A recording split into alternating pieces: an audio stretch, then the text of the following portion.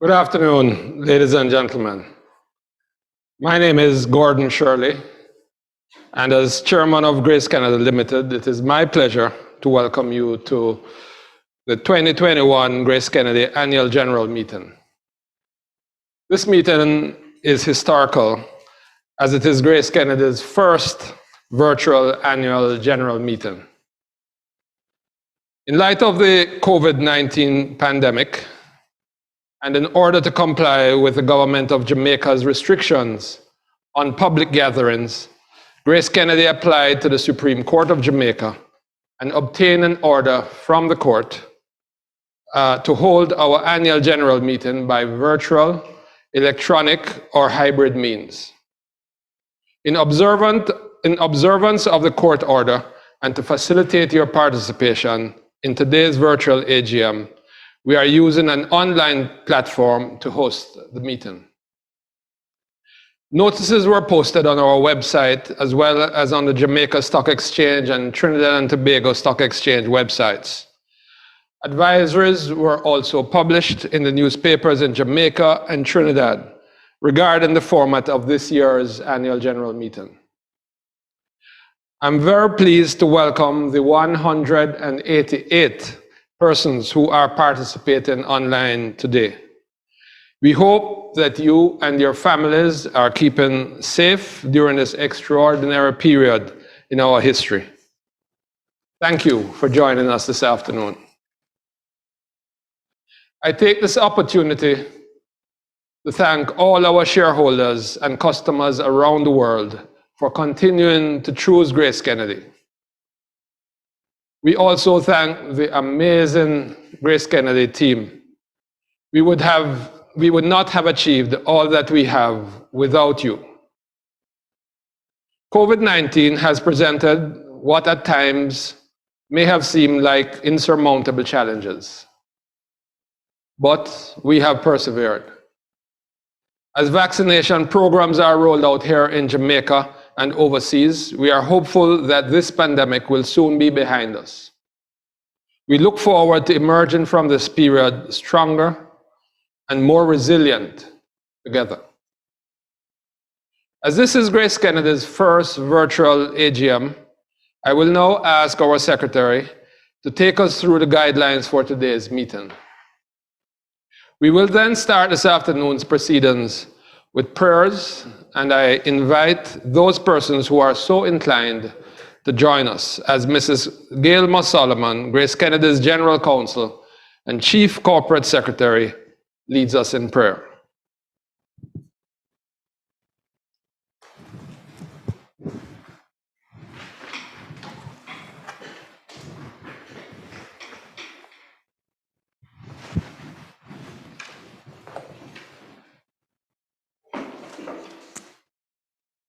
Thank you, Chairman. Good afternoon, ladies and gentlemen.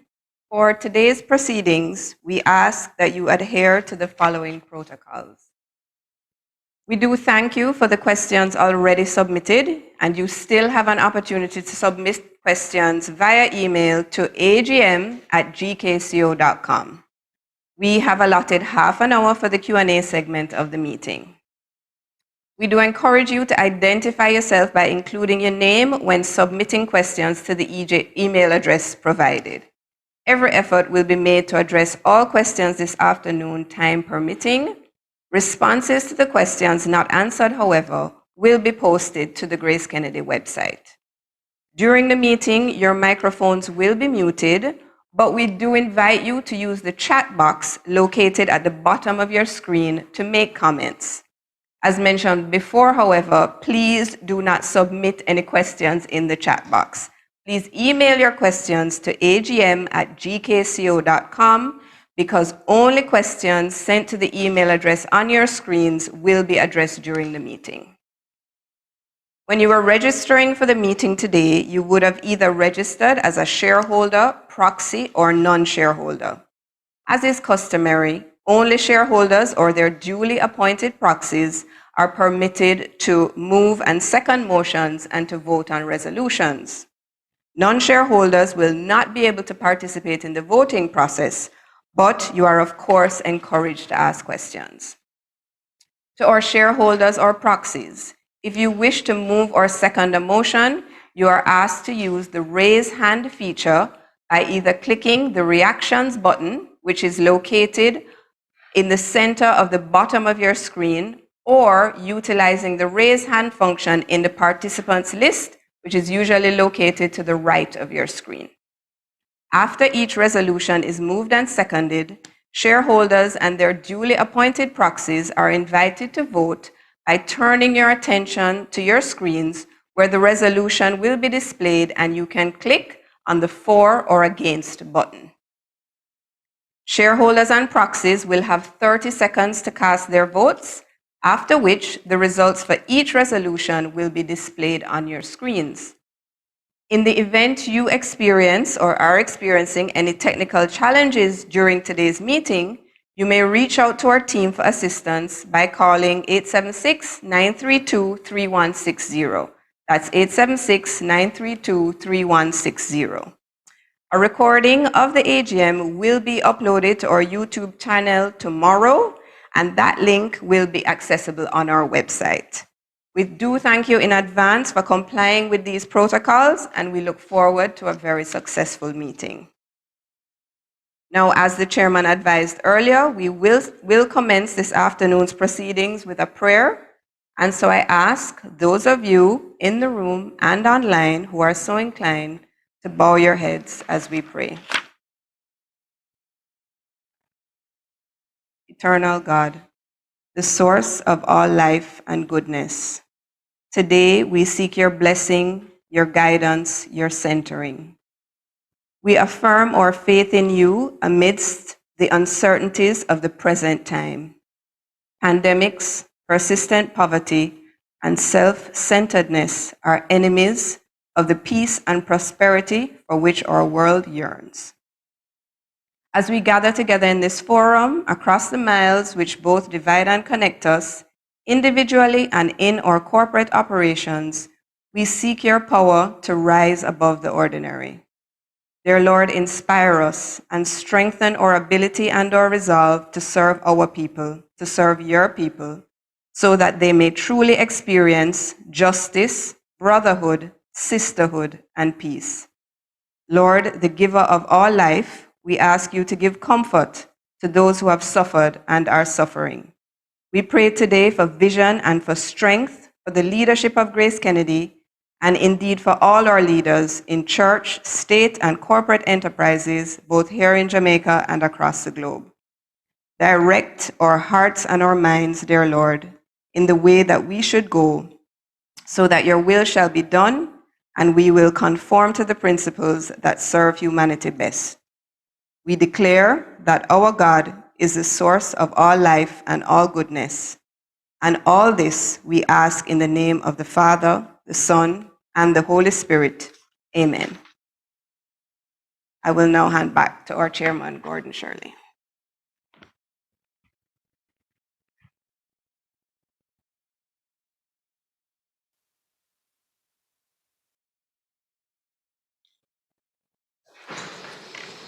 Thank you very much, Gail. I would now like to introduce Mrs. Moss Solomon in her capacity as Corporate Secretary, having earlier introduced her as GraceKennedy's General Counsel. Mrs. Moss Solomon will perform the function of Secretary of today's meeting. Will the Secretary please advise if a quorum is present?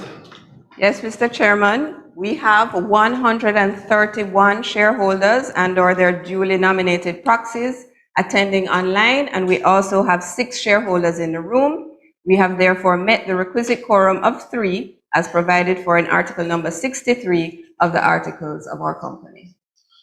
Thank you very much, Mrs. Moss Solomon. On May 6th, 2021, GraceKennedy received a court order which authorized the company to give notice of our AGM by publishing it in the newspapers in Jamaica and Trinidad as well as posting notice on our website and the Jamaica Stock Exchange and the Trinidad and Tobago Stock Exchange websites. The AGM notice is also incorporated in our 2020 annual report, which is available on the GraceKennedy website. Pursuant to the court order, may I please have a motion that the notice of meeting be taken as read.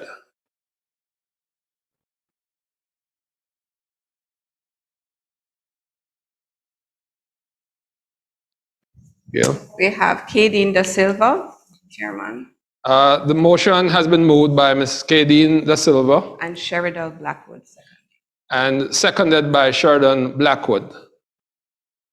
Shareholders and duly nominated proxies, I now invite you to cast your vote by clicking on the for or against button on your screens, and you have 30 seconds to vote on this resolution.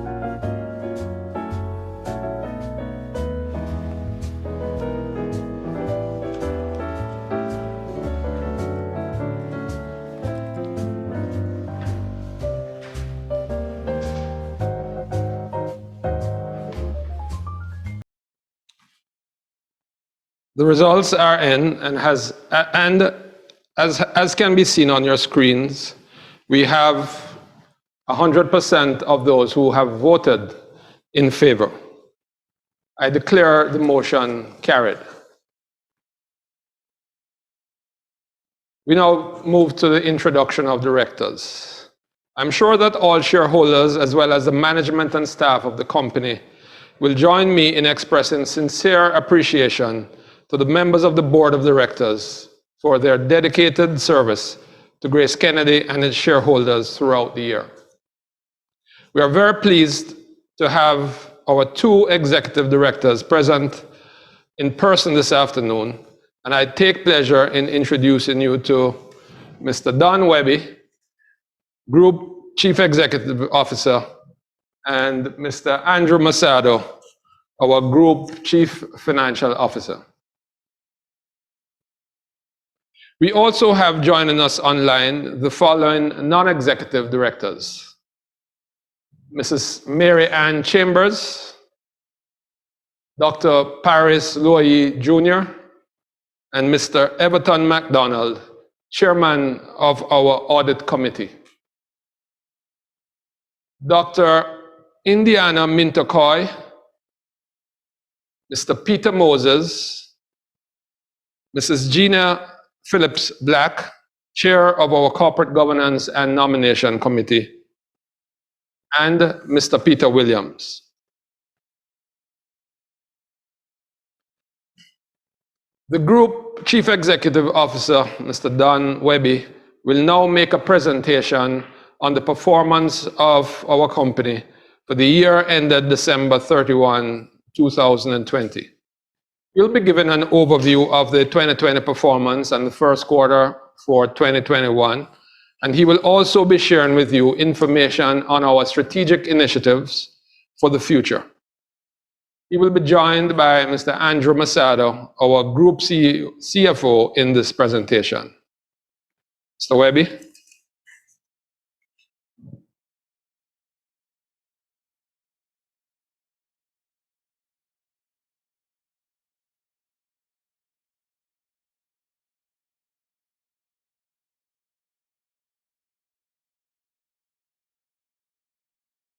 Thank you.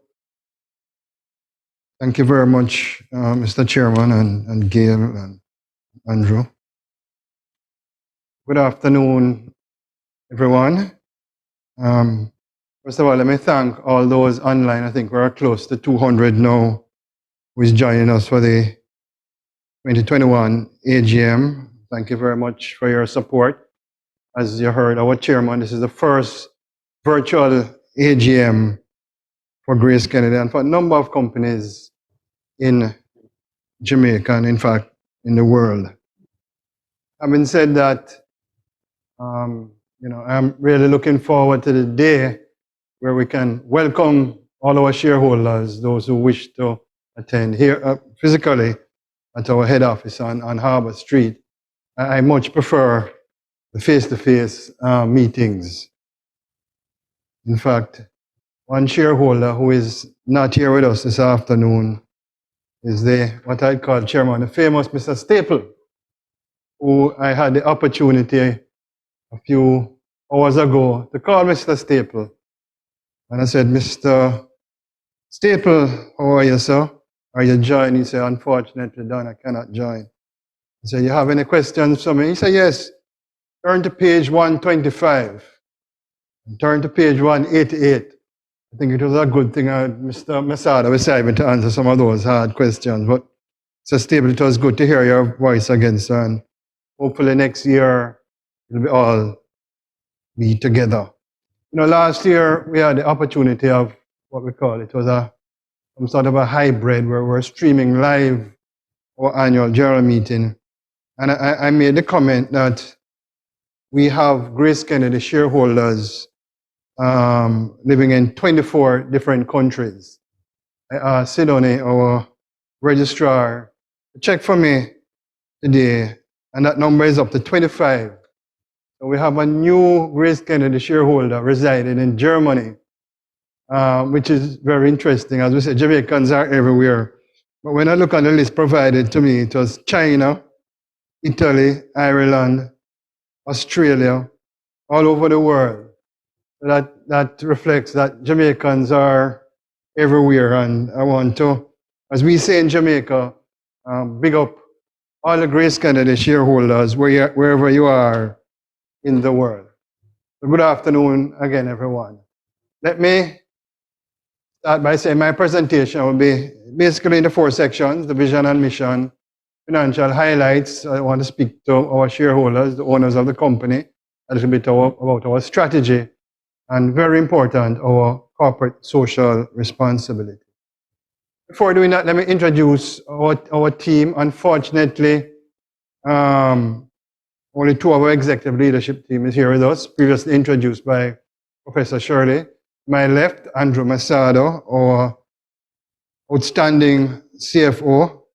Welcome, Andrew. And Gail Solomon, who is actually much more than our general counsel and chief corporate secretary. Gail is also in charge of communication and PR and risk management throughout the group. So welcome, Gail.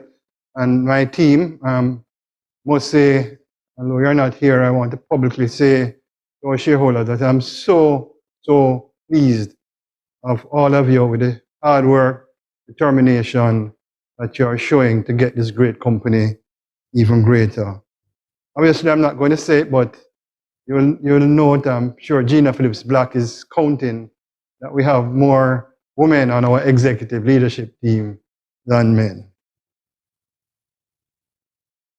So, I thought about my presentation this afternoon, and the last couple of presentations I've been doing, I have been starting off speaking about COVID-19 and that sort of a thing and how we're managing it. But for our shareholders this afternoon, I wanted to start a little different, by sharing with you again the vision and mission of GraceKennedy. Our vision is to be a global consumer group delivering long-term consumer and shareholder value through brand building and innovative solutions in food and financial services provided by highly skilled and motivated people. And our mission is to deliver the taste and experience of Jamaican and other multicultural foods to the world and leading financial services to our region. I'm often asked by the shareholders, by you or shareholders, and the investment public at large, Don, what exactly you mean when you say a global consumer group? And you'll have heard me say before, what gets measured gets done. So our definition of a global consumer group is 60% of our revenue earned outside Jamaica. You would say that we're at 46.6%. 50% of our group profits derive from outside of Jamaica. We're currently at 45%. And leveraging our relationship with our international partners. And that started off with our Western Union strategic partnership. They are now shareholders in GKMS. You will notice that there is a new company, Nestle.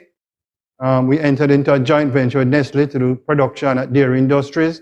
And World Brands, our company that distributes third-party brands, have actually entered into a partnership with Nestle to distribute some of their products for specific channels. The broad strategy behind leveraging our relationship with these companies here, Frito-Lay, P&G, Pantera, etc., is that we want to expand the relationship outside of Jamaica in terms of the bigger picture. I must say, and I want to thank Nestle for giving GraceKennedy the opportunity to work with such a prestigious company, and our relationship is going extremely, extremely well. We're ahead of all the targets set. So I had to speak about COVID-19 as it has really preoccupied the world, preoccupied Jamaica, and of course, GraceKennedy. Let me say that, sadly, this year, some of us have lost loved ones to COVID-19. We have lost our own colleagues at GraceKennedy to COVID-19. May their souls rest in peace. My deepest sympathies go to those who have experienced the tragedy of this virus. In terms of GraceKennedy's response to COVID-19, we have been very proactive.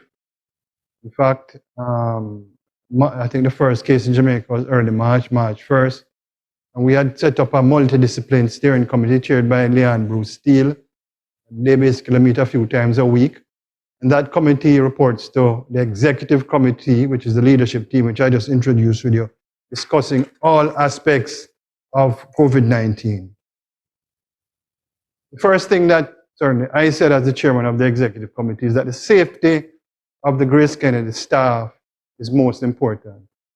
Even if it means a reduction in our revenue or profits, our staff must be safe. So we actually implemented a work from home policy very early. And you'll see from this slide that 60% of our staff, as we speak, is currently working from home. Because of the nature of GraceKennedy, that percentage would have been much higher. But we have over close to 700 employees working in our manufacturing companies. And of course, you have to come to work and not work from home if you are in the manufacturing business, or that figure would have been much higher. Colleagues, one that we are really focusing on in a very significant way is ensuring supply chain that it remains robust and consistent. And I must say that we are having some headwinds, to be frank with our shareholders and those of you on the call. Zach Mars is doing a fantastic job. But if you look at some of the issues that we're facing, not only Jamaica, but the world, and I'll give you an example. Freight rates from Asia is up 300%. 300%. When you look at the raw materials of some of the products that we have, cans, or corned beef or Viennas, they have gone up significantly, probably over 30%. So this is something that we really have to focus on and look at other ways of how we can become more efficient in terms of our pricing of our goods, that we can be very competitive and pass on minimal amount to our consumers, because we recognize that we're going through a very difficult period. We also said that, listen, where there's a crisis, there's an opportunity. And you'll see throughout my presentation is that we have, in fact, identified a number of opportunities in the GraceKennedy group. And I'll be happy to share with you later in my presentation. And we care. You know, every time I speak about giving back to our communities, I sometimes get emotional speaking on behalf of GraceKennedy, because we do, in fact, care, and we are stronger together. Let me share with you our financial highlights for 2020. And as one newspaper carried it, simply outstanding, the highest in GraceKennedy's history.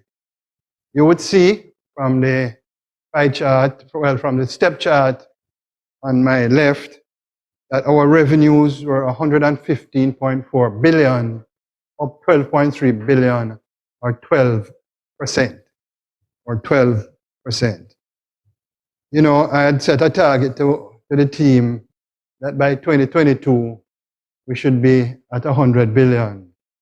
Needless to say that we have surpassed that target from 2019, and we continue to show significant growth in 2020. So that 100 billion, we now have a new target. We can never get complacent in terms of performance. So where did the revenues come from a geographical point of view? We'd say that 53.4% is coming from Jamaica. Let me see if I can use this fancy. 53.4%, and the rest from outside of Jamaica. You would note from the chart that the company or the country or the region that is showing the significant growth is that of the USA, which now accounts for 27.3% of the revenue for the GraceKennedy group of companies. We did, in fact, have a fantastic year in terms of revenue. GEF's Canada performed exceptionally well, double-digit growth. LLC, our USA business, performed exceptionally well, a growth rate of 21.9%. Our remittance business, outstanding, 18%. UK rebounded nicely. And our domestic business also performed exceptionally well. So in terms of revenue growth, we are showing strong growth. We showed strong growth for 2020. Growth of $12.3 billion, or 12%, with a strong growth rate of in the USA or the North American market showing a percentage of 27.3% compared to 25% for the previous year. What about our profits? Again, outstanding. Our profits grew by 58.4%, or $3.6 billion. And you'd see, looking at from 2018, 2019, 9.7 billion, which is significant. And what is more impressive, colleagues, shareholders, is that our 2020 results do not include any one-off adjustments. That's pure operating profits that you are seeing there in terms of 9.7 billion, an increase of 58.4%. Where did these profits come from? 55% inside Jamaica, outside of Jamaica, 45%. You know, my good friend, may his soul rest in peace, Cecil John, always said to me, but if you grow in Jamaica and don't grow outside of Jamaica, the ratio will get a little blurred. The point that I'd like to make here is that both Jamaica and outside of Jamaica is growing. And I'll share with you. Inside Jamaica is growing at 36%, which is really good. But our business outside of Jamaica is growing at 68%. So what that is saying is that our business outside of Jamaica is growing at a much faster rate than inside Jamaica. And that is why you see outside Jamaica in 2019 at 39% and now at 45%. Our LLC business, believe it or not, and I have my decimals in the right place, grew by over 1,000%, Andrew, in terms of profitability. UK actually growed, LACA growed, our remittances grew by 44%. And domestically, our Grace business grew by 25%. So, you know, let me pause again and recognize the GraceKennedy team for this outstanding performance. From the lady who serves the coffee when the pandemic is all around us, to our salesmen who is there with our customers to ensure that they get their goods, to our high-low cashiers, to our GKRS retailers. I want to sincerely thank all of you from the bottom of my heart in terms of your effort, your determination, your commitment to the GraceKennedy Group. And you are the reason why we can report to our shareholders this afternoon an increase of 58.4%. I'm just the messenger sharing the good news. You are the true unsung heroes of GraceKennedy. And I want to thank all the staff members of GraceKennedy, those in the front line and those in the back office, for your outstanding performance. I'm really, really proud of the team that we have here at GraceKennedy. In terms of profit after tax, that has translated to an increase of 34.5%.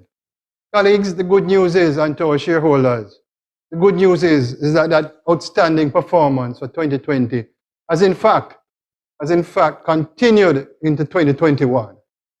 If you look at the chart there, our profits, our revenues are up 8.8% or 2.5 billion.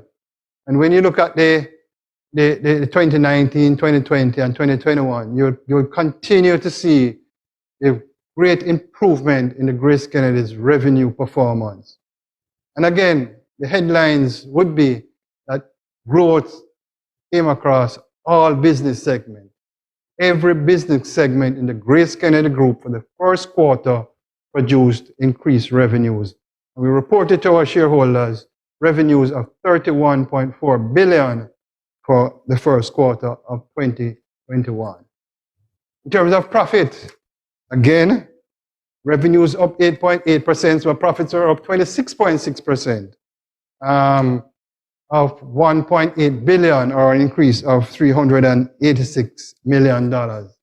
And I'll say it again for profits, that all business segments performed exceptionally well, all surpassing significantly their previous year number. And I feel very confident that this will continue. Although I've said to my board of directors, my chairman, Professor Shirley, and others, I never celebrate first quarter results. I celebrate when the winning post is closed. So we have a lot of work to do. There are some headwinds, as I mentioned, about the supply chain. But as executives, we are determined to continue to execute on our strategy as we move forward. And I believe very strongly, despite the headwinds, despite the challenges, we will perform well for 2021. And we have started the year good in terms of an increase in profits of 26.6%. I was really happy to see, and I'm sure as shareholders you would have been happy to see, that our year-end results, the market responded in terms of our share price. I still believe that our share price is undervalued. However, you would have seen that the GK stock has increased by 40% for the year, which is fantastic, against the market at 7%. So we are outperforming the Jamaica Stock Exchange main index significantly. In fact, some of you who follow the Grace stock closely, on March 1st, is actually traded as high as 95. So it has come back a little bit, but we hope with our first quarter results, we will see the market respond again. So I think that's good news, colleagues, for our shareholders, a 40% increase in the value of the GraceKennedy stock. And I'm sure Mr. Masada will have some good news as it relates to the dividend yield and dividend payout ratio when he does his presentation. All right, so let us look a little bit about the future. 2020 is over, did well. 2021, we have started well.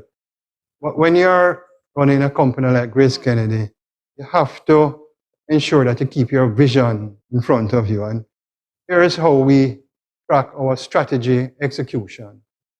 So in the middle, I've shared our vision with you. We are a global consumer group. And what is that strategy that we have to ensure that we deliver in terms of our vision and our mission? We have 4 pillars. our consumer centricity. We need to anticipate the needs of our consumer. We need to wow our consumer with new products and services. Internal processes, we need to invest in technology. We need to look at our systems and compliance, etc. Sustainable growth and innovation. Well, as you have seen, our revenue continues to grow, and I think we're executing pretty well in that regard. And a performance-driven organization, I'll show you a chart, which was the best news that I received when I came back from the holidays in January. So one of the things that we have to do at all times, we need to be very focused. We need to be very focused. And to keep that focus, my colleagues, shareholders, and friends, and those of you joining us, we have what we call a 10-point focus plan that at every executive meeting that we have, and by the way, we meet every Monday morning, we discuss how we're doing against focus areas, who is responsible, what gets measured gets done. So we have our digital transformation, that Stephen Whittingham is heading that, and our digital factory, it is stated on the slide, is actually up and running. And I think it's digital transformation is so important that I'll have a separate slide on that one. Mergers and acquisition, Andrew Leorini, his hands are very busy. He advised me this morning that we have 6 active merger and acquisition discussions happening as we speak. Invest in our brands, working capital management. Cash is king, colleagues, in a pandemic.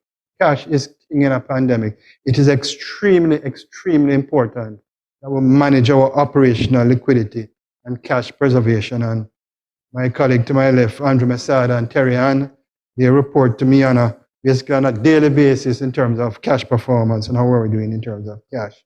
Corporate social responsibility, which is my heart as it relates to GraceKennedy Group, and I'll share a few slides with you also. Operational efficiency. In this competitive world, if you are not operating efficiently in terms of cost containment and the use of technology, colleagues, you're going to be out of business. You're going to be out of business. Margin management in our food business is a key priority for us, and that is how we intend to unlock shareholders' value. Compliance and risk management, I must say this is an area that I'm extremely, extremely pleased with, and I must big up Grace Burnett and her team. I don't know if you recall a few years ago, I said that compliance is going to be a competitive advantage for the GraceKennedy Group. We're going to be world-class and best-in-class. Well, you know, if I had a marker, I'd put a green tick. We have accomplished so much in terms of compliance and risk management that while there's no place for complacency, we have come a significant way. And by the way, our remittance business is growing faster than the market in Jamaica. That means we are actually regaining market share. And I believe that our compliance systems and investment in technology and human resources is a primary reason why you are seeing that our market share in Jamaica and throughout the Caribbean is actually rebounding, and it is in fact a competitive advantage. Strong talent management. You know, I've said that the greatest asset for GraceKennedy is not on our balance sheet, but is actually our people, and I believe that very strongly. And as you can see, with market share, we are gaining market share, I would say, in all our business segments, which is very, very pleasing.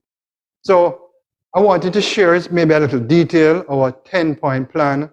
But the message that I wanted to send you, our shareholders, is that the executive team, we are being very focused in terms of what we're going to be delivering and how we're going to be delivering it as part of our broader strategy. And we provide strong oversight on each of these 10 items on a weekly basis.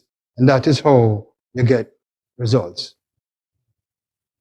In terms of mergers and acquisition, just quickly, again, as you had heard from the investors briefing, we have acquired Scotia Insurance Eastern Caribbean Limited.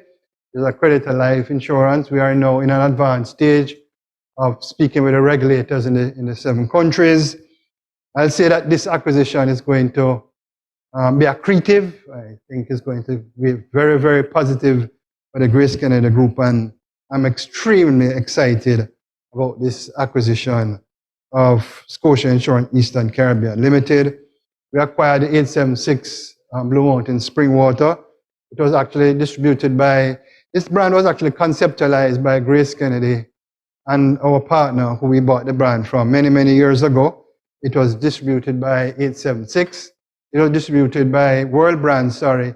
And when the opportunity came up for us to buy, we bought the brand.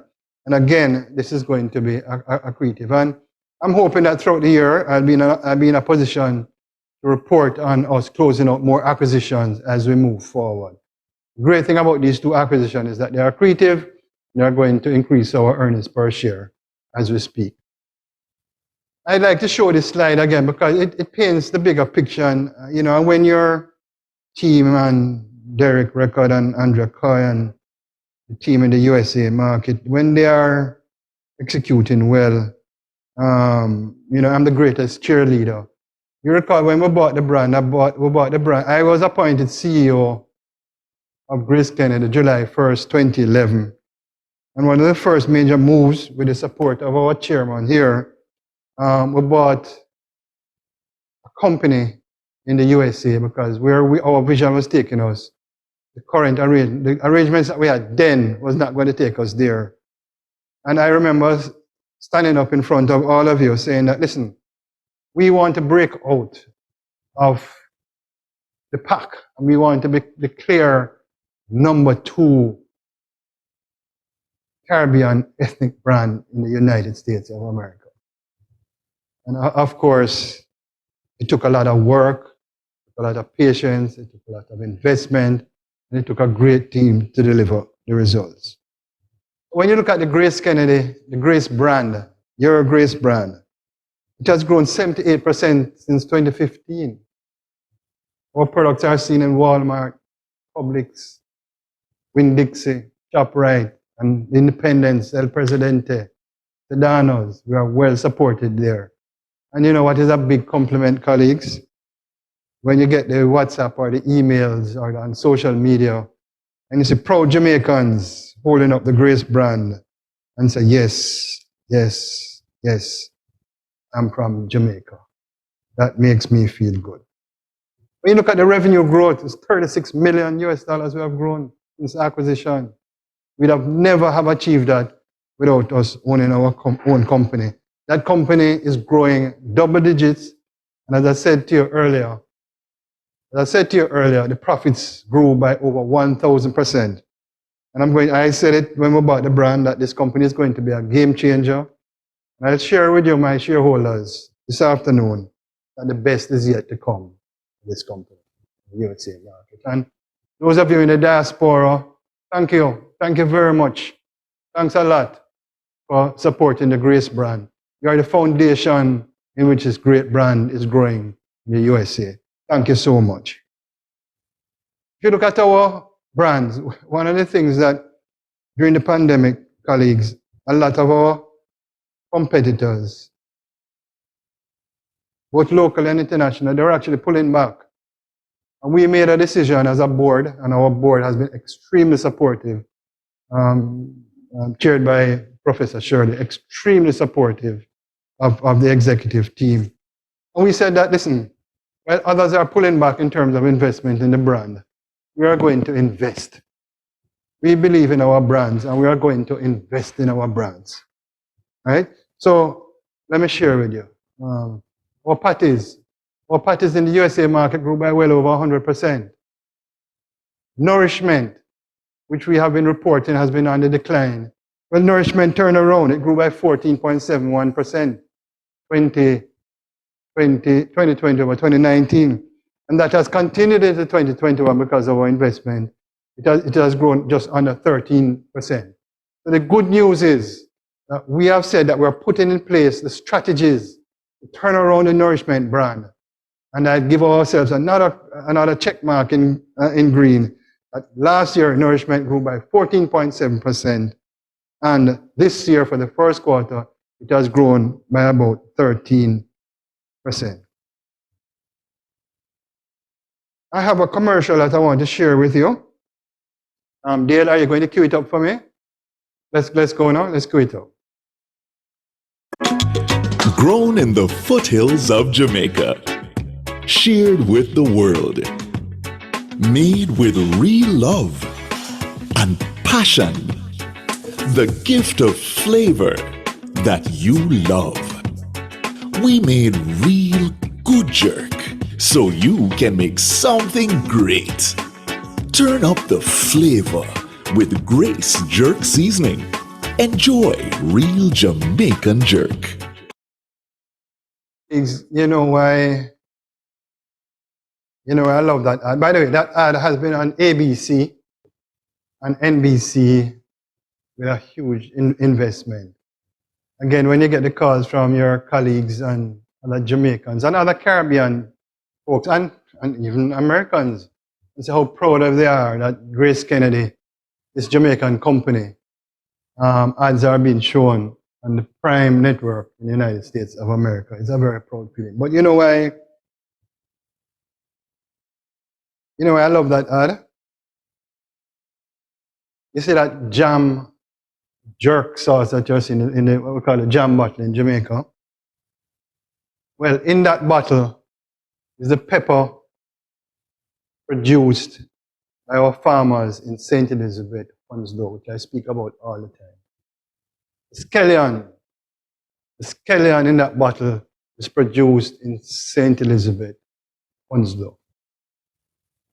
The processing is done in St. Elizabeth, Hounslow. The actual bottling is done at our Denby plant, where we employ 100 Jamaicans. In other words, only thing in there that is non-Jamaican is the glass bottle.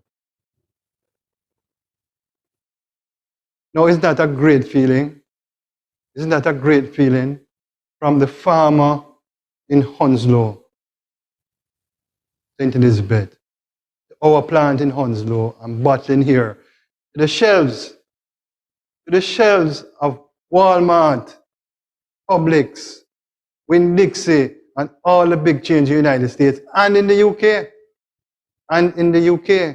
The Tesco's in Canada. All authentic Jamaican, produced in Jamaica by GraceKennedy Limited. All of you, as shareholders and Jamaicans, you should feel proud of that achievement. And we're on the Prime Network showing it off too.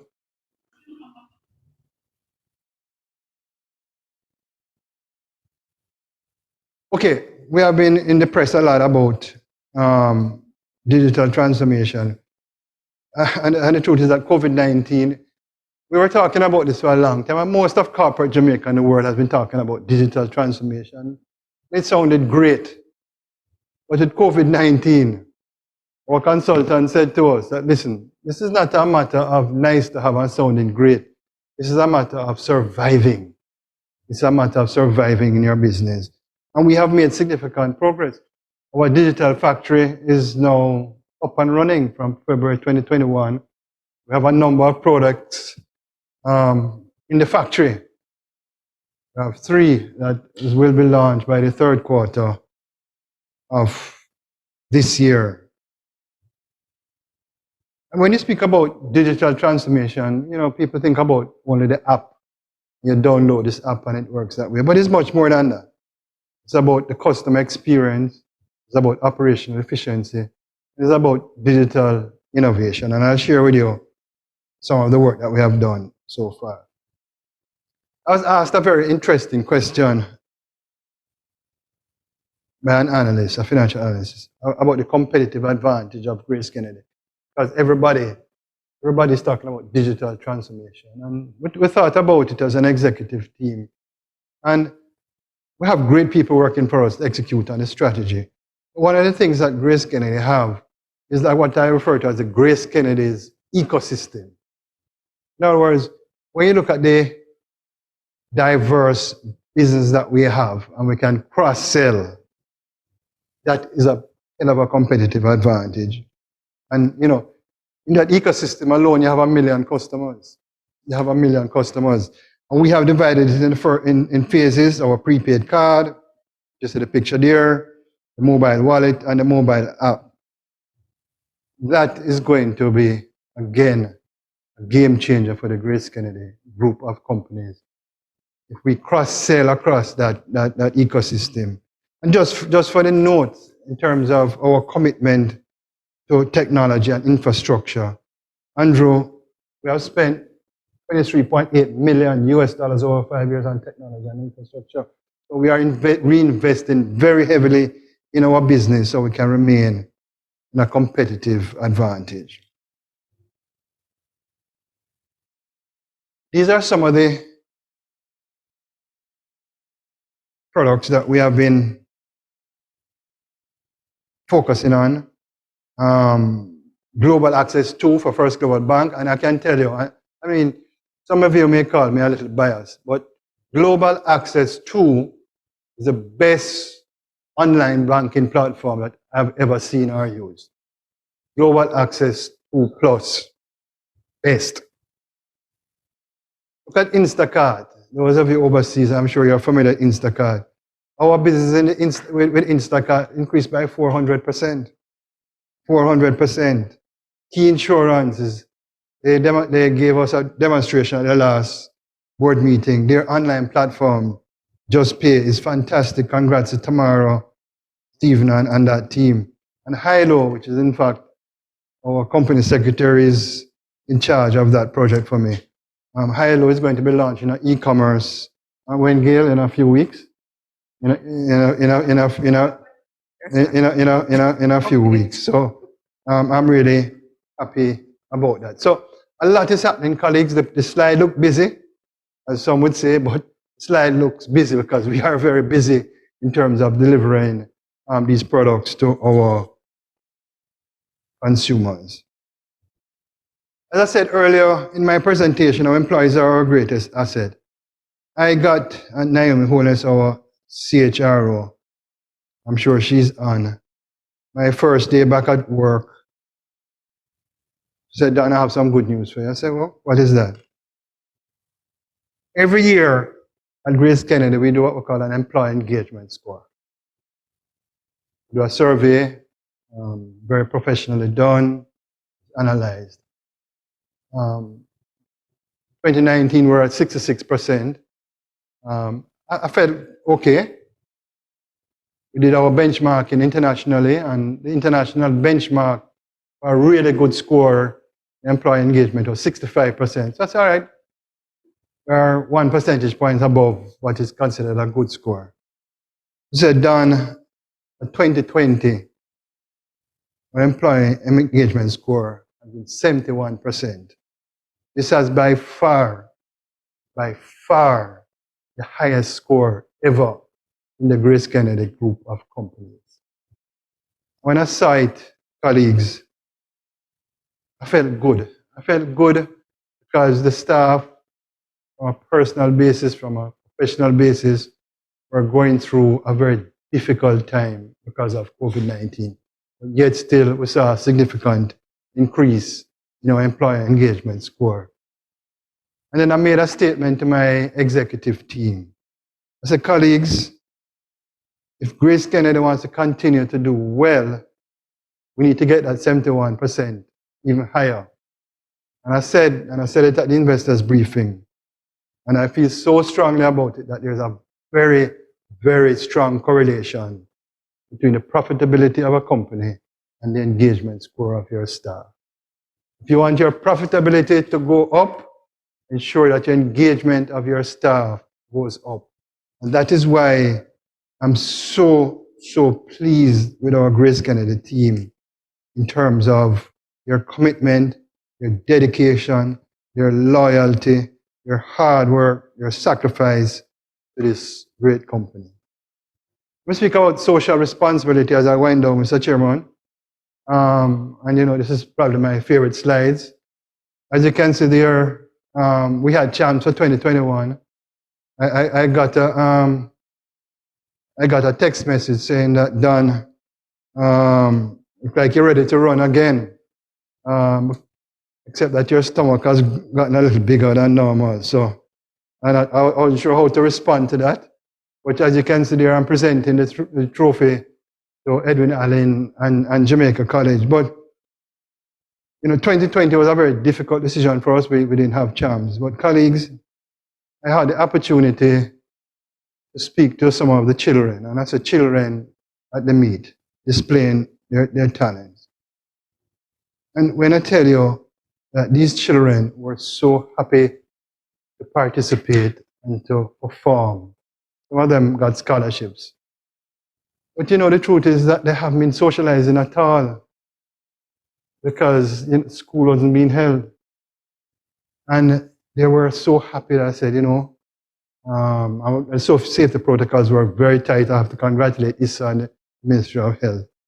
I felt really, really good when I see the happiness of the children when they perform, because they basically were locked away for over 14 months. And I've made a commitment. Next year, GraceKennedy will be 100 years old. And I've sent out a teaser to my team that at 100 years old, we're going to have the best champs ever. And we need to come up with some innovation for the 100 meters at the championships. Other social initiatives, we have scholarships, 21.5 million. This one is so important. The GK Food Bank, and Caroline is very passionate, Caroline, of food. But I had a call with Sujay Boswell, who is the president of the Guild, and oh boy, colleagues, I wish GraceKennedy, I wish we could do more. It's so sad when you hear about the children, and obviously if they are attending University of Western, they are the brighter of our children. Not even afford a cup of tea. Some of them go for days without food. Very sad. So Caroline, I want to double this figure here of 7.5 million. The need is there, and we're investing in the future of GraceKennedy. This is a brilliant, brilliant initiative in terms of the GK Food Bank. Then you see our company secretary, Gail, with a little one. We gave tablets, and we have donated over 10 million in tablets. We have distributed 500 care packages. We also rose to the occasion for St. Vincent, my Caribbean brothers and sisters. We gave 13 million in assistance. And you may not know, but we actually made donations of Lucozade to the police force, the Jamaica Constabulary Force, the medical doctors, the Ministry of Health and Wellness, and the Jamaica Defense Force. And we gave meals to the frontline workers during the curfew. So, GraceKennedy, we're going to be 100 years old, and you probably have heard the story already that a hard-hitting journalist asked me, "What do you want?" No, he asked, "Why has GraceKennedy survived for so long?" I think it was like 95 years, and other companies have gone under. And I was going to answer in more of a strategic way, speaking about strategy and balance sheet and that kind of thing. And I thought about it, and I said, no. I said, the reason why GraceKennedy has survived, or more than survived, we have done well over the last 95 years at the time, is because of our core values embedded in our DNA by our forefathers. And I learned that when I joined GraceKennedy in 1995. Mr. Rafael Diaz, Peter Solomon, Douglas O'Rain, Professor God Shirley, and many of our other directors. Honesty, integrity, and trust. We care. That is why, my dear shareholders, GraceKennedy has been able to survive and to grow throughout the last 99 years. So our core values, our philosophy of we care, honesty, integrity, and trust. Our word is our bond. We care about our staff, we care about our communities, we care about our shareholders, we care about our environment. That is why GraceKennedy has survived so long. And we will continue to do so as we move towards our GK 100. And I know everybody's looking forward to that. We have a planning committee in place, and we'll report back to our shareholders, I think by third quarter of this year, what exactly is being planned. But you can be rest assured, for the COVID-19, and as Professor Shirley said, with the vaccination program, that we can really get together and have a great 100 celebration. Not a lot of companies in Jamaica reach this milestone. So in closing my presentation, colleagues, let me say is that as executives and a board of directors, we have a great board of directors, I can assure you, who is very supportive to the management team and hold us accountable as they should in terms of performance. I would like to thank our employees, as I said before, our board of directors, and all our frontline workers for their resolute commitment and hard work, showing the true GraceKennedy spirit of we care. Despite the uncertainties presented, we are confident that we emerge stronger together from this crisis. We would like to take this opportunity to thank all our stakeholders for their continued support as we navigate this journey guided by our core values and principles of honesty, integrity, and trust. I thank you very much.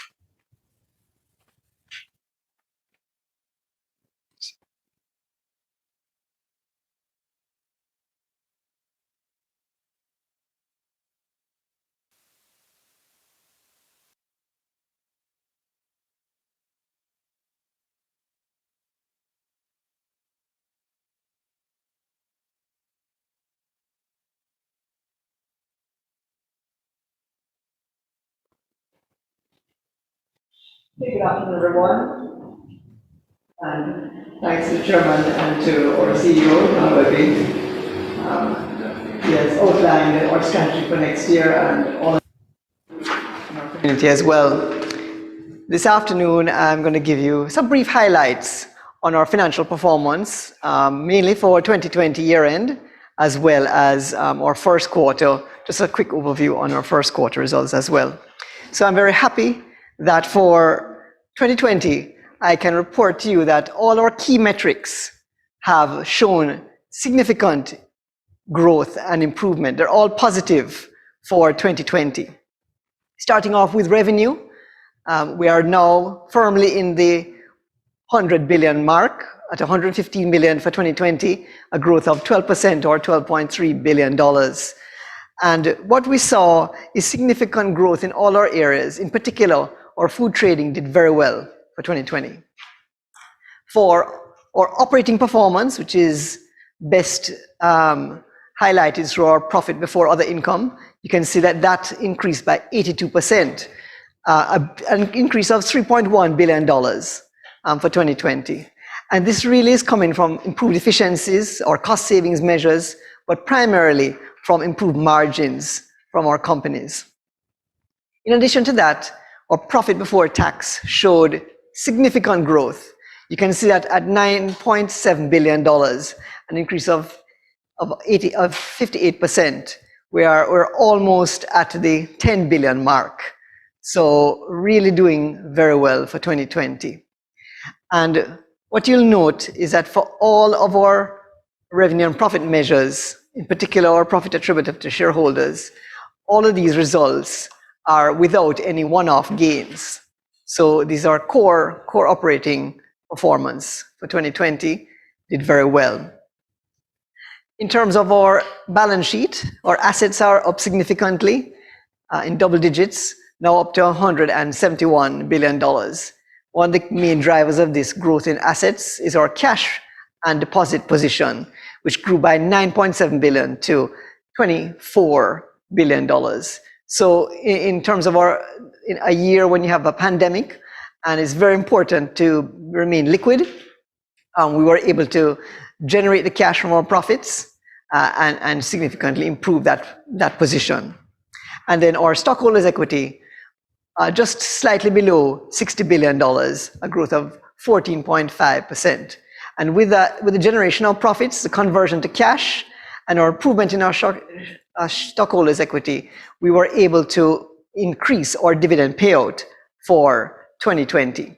So just looking at our dividend payout over the last 5 years, you'll note that back in 2016, we were paying out approximately $1 billion. Now we're up to just under 1.6 billion at the end of 2020, an increase of 57% over the 5-year period.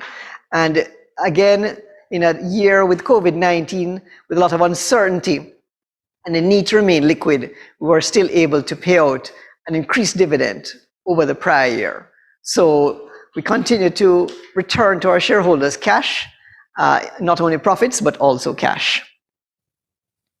In terms of the results of our business segments, in terms of revenue, what you see there is that all our business segments grew in revenue for 2020. What you'll see is we were led by the food trading division. You see that red bar is up to $90.8 billion, an increase of 11.5%. Revenue across all our food companies were very strong. So locally in the Jamaican market, our distribution businesses as well as our retail businesses did well. And internationally, all our international food companies showed growth in revenue for 2020. In terms of banking and investments, modest growth for that segment.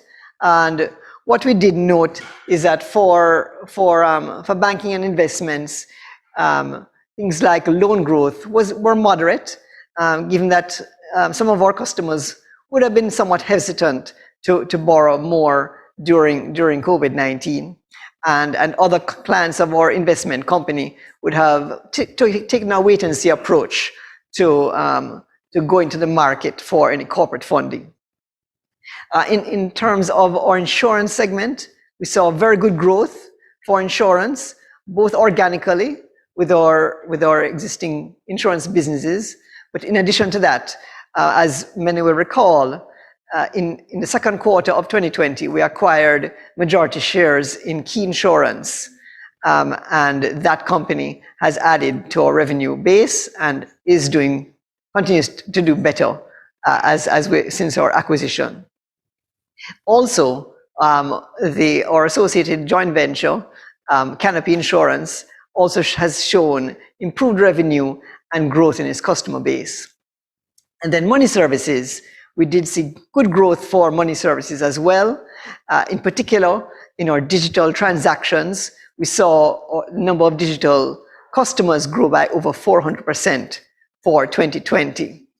In addition to that, money services did celebrate their 30th anniversary in Jamaica in November of last year. And so it was a milestone year for them as well. Now, in terms of our profits, again, significant growth in profits for 2020. What we saw is money services, that growth in revenue flowing to the bottom line. Insurance as well, showing good performance for that year.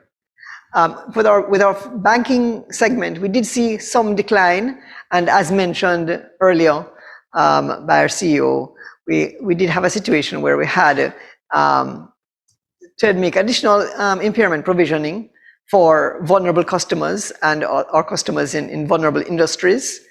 We also had a situation where in the investment portfolio, there would have been some fair value losses with a decline in the Jamaica Stock Exchange index for 2020. So a modest decline there for banking and investments. In our food trading though, what you will see is that red bar for 2020 is almost double what it was in 2019. So our food segment has done really well, just under 100% growth, just under double, 96% growth. And you'll note also that for the food segment, that red bar in 2020 is almost the same size as money services. So we're getting better diversification of our earnings and a better distribution of profitability across our segments now. In terms of our financial position, as I mentioned earlier, with our assets, we saw significant growth in our assets, growing to $171 billion for 2020. You'll note too that equity has also grown to $59.9 billion, this yellow bar. And even though debt has gone up slightly, you will note that our debt to equity ratio has actually fallen. So our equity is growing faster than our debt. So we're in a comfortable position in terms of our ability to borrow more. Our borrowing capacity remains very strong going forward. I'll speak a little bit more about on the asset side. In addition to cash going up, we also saw additional investments in capital assets, fixed assets, and IT assets. And I'll speak about that on this slide. In terms of our funds allocation, what you'll see over the last 5 years, those orange bars, we have consistently invested over $2 billion per annum in capital assets. 2019 was a year that we did significant investments. We completed our new GraceKennedy head office downtown, and we also invested heavily in a new warehouse in New Jersey to improve our USA operations. For 2020, continue to invest heavily. Approximately a quarter of that investment, just under $700 million, is in IT assets. So technology is very important, especially during COVID-19, in terms of reaching our customers who aren't able to engage with us physically. Online options have been made available, and a lot of that is technology driven. In addition to our technology, we continue to improve our distribution capabilities. So our distribution center, we expanded that in Jamaica, and also for high-low stores, we continue to enhance those locations. So continue to invest heavily in capital, and you see that our return on equity has improved for 2020 up to 11.1% now, so that those investments are paying off. In terms of our first quarter 2021, just want to briefly give you an update that since the end of the year, your company continues to grow. And so revenue up $2.5 billion, 8.8%. We're now at $31.4 billion for the first quarter.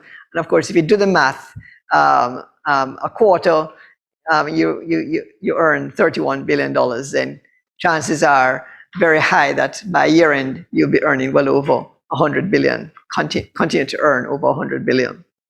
You'll also note that for all 4 business segments, the revenue is up. So we continue to see that positive growth that we saw in 2020 continue into 2021 for the first quarter. Some highlights there in terms of the food trading segment. Demand for our brands continues to be strong, especially our Grace-owned brands. And so we're happy about that. In terms of our banking and investments, that has shown improved growth as well.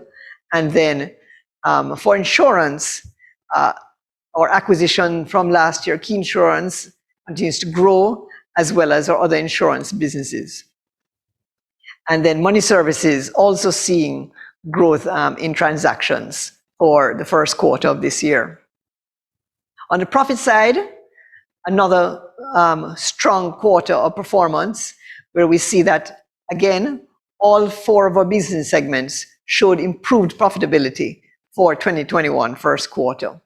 Here we see that our food companies have been growing very well. So not only is the revenue growing, but our margins are improving. So what you'll see is improved profitability there. And also we see a return to profitability on the insurance side, up back in positive territory for 2021. So those are the key highlights I'd like to share with you. Again, your company is focused on ways to remain resilient during this COVID-19 pandemic. It still continues a year later, but your company has been taking the necessary steps to mitigate those risks, and we look forward to improved performance for the rest of the year. Thank you very much.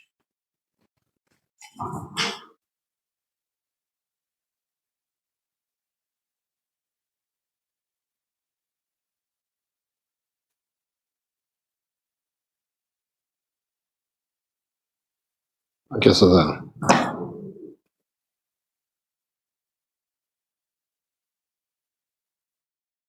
Ladies and gentlemen, I think you will agree we have had excellent presentations from both Don and Andrew. Don outlining the vision of the company to become a global a global group, and laying out the strategy for realizing this, becoming a consumer-centered organization, driven by internal processes and systems, sustainable growth and innovation, and investments in our most valuable assets, our people. You've heard from both Don and Andrew that our performance in a very challenging period has in fact been outstanding and has continued into 2021. All the segments have grown in both revenue and profitability. I think by any standard, it's an impressive corporate report for this very difficult period under review. And we have been guided throughout by an outstanding staff who have worked diligently and consistent with our core principles of honesty, integrity, and trust. Ladies and gentlemen, it's now time to answer the questions that have previously been submitted and those sent in the last few minutes based on the presentations you have just heard. Our time allocated for this section is 30 minutes. If we are not able to answer your questions during this period, we will provide answers that will be posted on the GraceKennedy website. Just a reminder that you can still send questions via the email to agm@gkco.com, as seen on your screen. We will not be able, however, to take questions any longer on the chat box. I will now direct the questions you have submitted to Don Webby, our Group CEO, who will answer questions with the assistance of his executive team. The first of these was submitted by Mr. Felix A. Pereira. And he said, good day, Chairman and Head Table. Given your medium-term goals to list the shares on an international stock exchange, would you consider presenting a summary of your financials in an international currency, example, US dollars? This is done by Guardian Holding Limited, for example. What is the anticipated time frame? The second question is, what is the anticipated time frame for completing the Scotia Insurance Eastern Caribbean Limited portfolio? And the third is, are you considering buying the remaining shares in CSGK Financial Holdings that are currently held by Massey United Insurance? Don? Thank you very much. Thank you very much, Chairman. Let me answer the last one first. So CSGK actually stands for Cave Shepherd GraceKennedy Holdings, and that company owns 80% of Signia Globe in Barbados, which is now the largest merchant bank in Barbados. Neil and Massey owns 20%. The business in Barbados is doing exceptionally well. We are very happy with the performance. We are very happy with the return on investment. So if the opportunity comes up where Massey decides to sell their 20%, GraceKennedy, and I'm sure Cave Shepherd, our partner, will have a serious look in terms of acquisition because we are pleased with that investment. In terms of the Scotia Insurance Eastern Caribbean Limited, it's always very difficult to have a specific timeline when you have to go through the lengthy and regulatory process because it's subject to regulatory approval. However, we are hoping that transaction will be completed by July 31st, 2021, and all indications are that we're on track to complete the transaction by that time. In terms of the international currency, let me start out by saying also that drift a little bit, but at GraceKennedy, we are now in the process of pulling together the details of our 2030 vision, and we have, in fact, we'll engage an international consultant to help us through that process. But one of the objectives that we have in that 2030 vision, which I did share with the board of directors, is actually to list GraceKennedy on an international stock exchange, especially focusing on our food business. If you think about it, GraceKennedy's food business is actually an international business headquartered in Jamaica. And we believe that the market acceptance in any international market will be good. But that's a little ways off, and we are looking at that now. In terms of reporting in a international currency, one of the things that we do, Felix, is that every report that we submit to our board is actually in US dollars. Every measurement of every executive in the GraceKennedy Group is actually in US dollars, and that was implemented many, many years ago. So we do, in fact, measure performance at the board level and at the executive level in US dollars. Our group operating document is in US dollars. In terms of reporting in the medium term, that is something that Andrew and us, you and maybe Pricewaterhouse, because it's not as straightforward as dividing the Jamaican dollars by the rate of exchange. There are different accounting principles and rules, IAS versus IFRS, that we have to understand and be careful, because you don't want to just do a simple division and it sends a wrong signal in terms of performance. And do you want to add anything to what I've said? Thanks, Don. Yes, you're correct.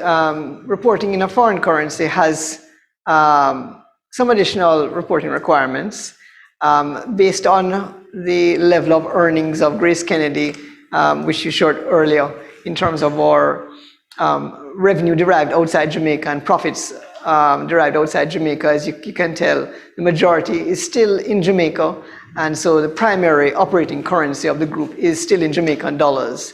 So that's one of the guiding principles as to why we report in Jamaican dollars.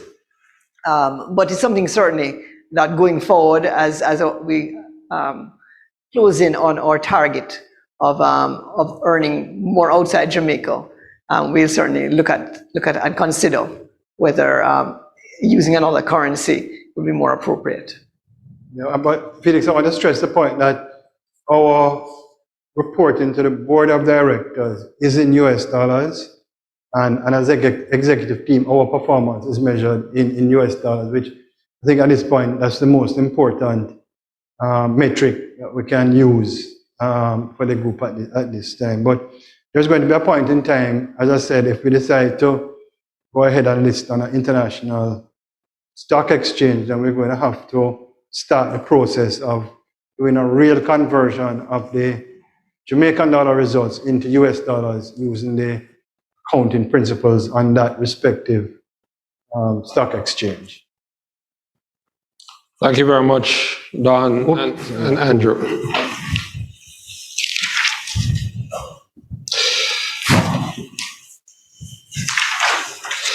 The next question comes from Justin Burke, which came in earlier in the meeting. Justin's comment is, in the last investor briefing, Don, you mentioned that GK was in the final stages of putting Hilo on an e-commerce platform, expected to be rolled out before this AGM.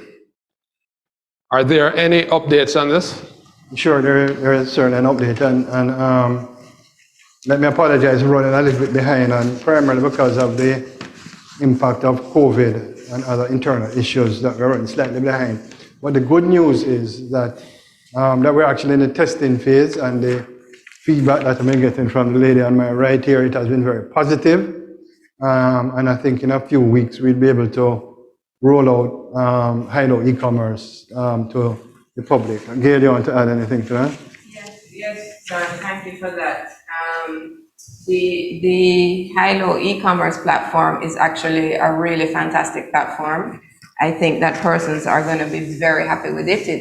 It's in the testing phase. We have invited those persons that used to use the delivery service to test it for us, to test the site and to test the app. I actually have the app on my phone. It has some amazing features where you can keep your weekly and monthly lists and then add and subtract from them. And so the chairman nodding at me as if he's the one that actually does that. He's a big customer of He's looking forward to utilizing that feature.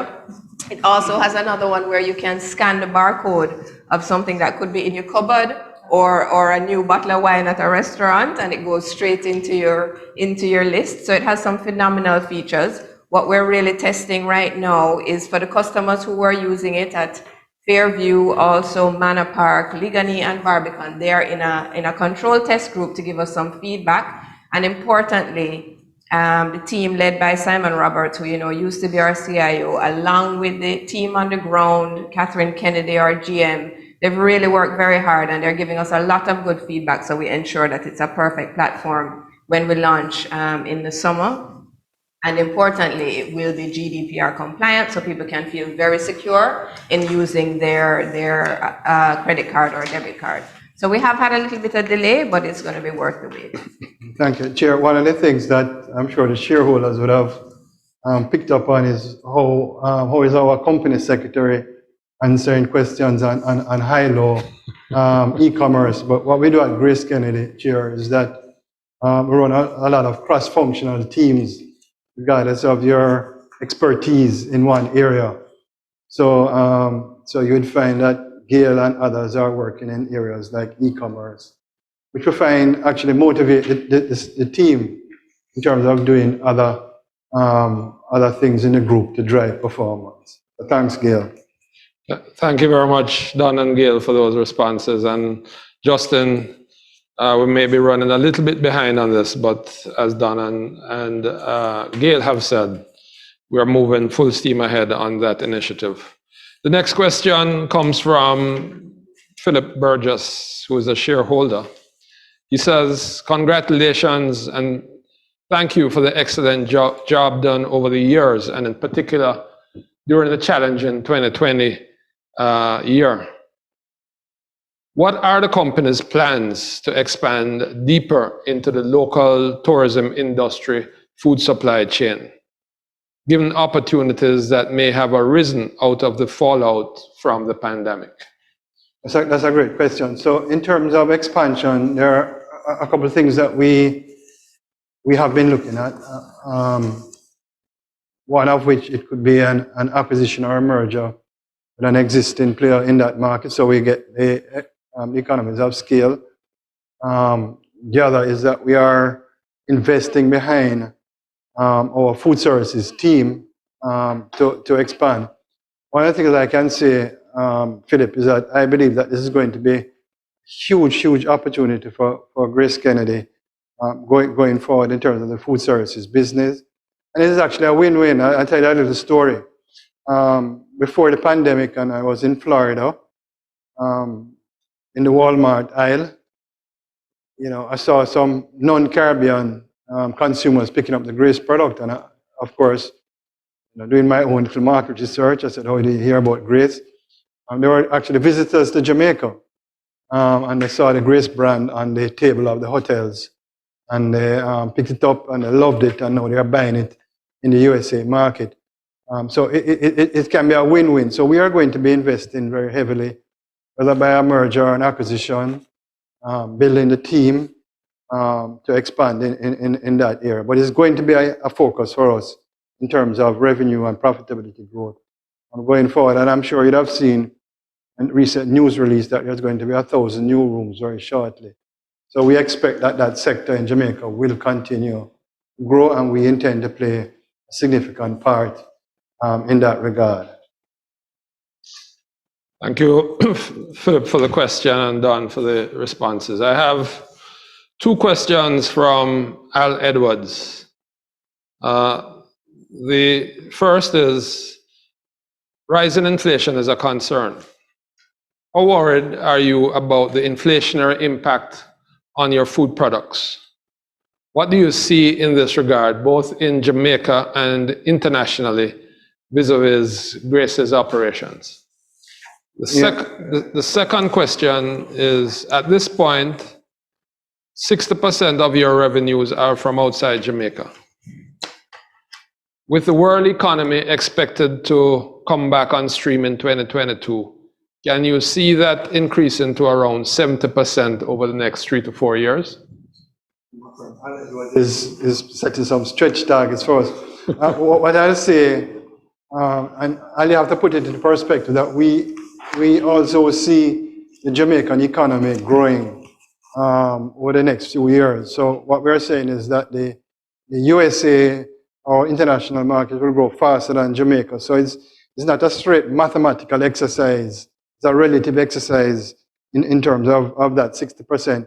I would say we are fairly confident that by 2025, we are now at 46%, as I had shown in my presentation, that we should be able to reach that 60%.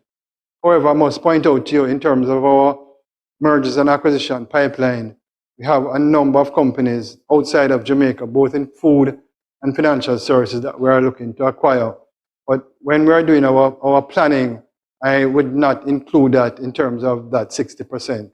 So you're correct in the sense that if we do some of these acquisitions, we could reach a 60% faster.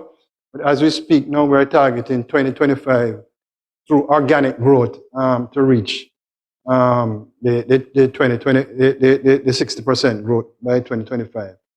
70%, I would think that would be more a part of our 2030 vision. I don't see why not, based on the current growth rate and acquisition strategies, that we should be able to reach 70% certainly by 2030.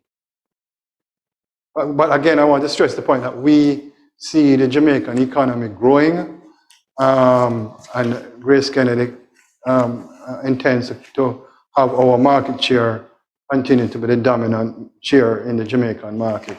And we're going to be launching a number of new products and services in this market, which will also create some growth opportunities. The question, Alan, is actually a very good one. And, Zach and Frank and myself have been having a discussion on this. I don't like to use the word worried about inflation. I think if you look and see what is happening, as I said in my presentation, where freight rates out of Asia is growing by 300%. We've been getting a lot of notices in terms of the packaging, both cartons and alumina, increases, some of up to 30%. You'd have seen in the press about some of the grains and wheat going up significantly. In discussing with my head of logistics and purchasing earlier this week, we don't believe that this increase will continue. We believe over the next 12 months, we see that the prices will, with strong negotiations, will come back to the pre-COVID levels. But let us watch and see. In the meantime, GraceKennedy, we are keeping focus in terms of what is within our control, in terms of maintaining reducing our other costs, and see how we can become more efficient in our manufacturing companies, more efficient in our distribution system. So any inflationary impact that these price increases will have, we will manage that to our consumer pricing, because at the end of the day, it's going to be market driven. There's one, Chair, which I'll ask Gail to answer, since she's the executive lady around the table. Mr. Webby spoke about his leadership team having more women than men, but what about the rest of the company? So since she's a lady, I'll ask her to answer the question, although I know the answer. Chairman, I've been waiting for this question for years. So it's actually one of the many reasons that I'm proud to work at GK. And this is a question that used to come up quite a bit in AGMs and hasn't come up recently and has not come up since I've worked at GraceKennedy. But the truth is that we are a predominantly female company. 56% of our employees are female, and 63% of our executives, that means people in leadership roles, are female. And so I'll just list some of the females across the group. So we do, Mr. Webby did mention that on the executive committee, that's the senior leadership team of the company, that 5 of the 9 members are women, and that is so. It does comprise of Andrea Coy, Grace Burnett, Mariam McIntosh Robinson, Naomi Holness, and myself, alongside Mr. Webby, Mr. Mesado, Stephen Whittingham, and Frank James. So we do outnumber them there.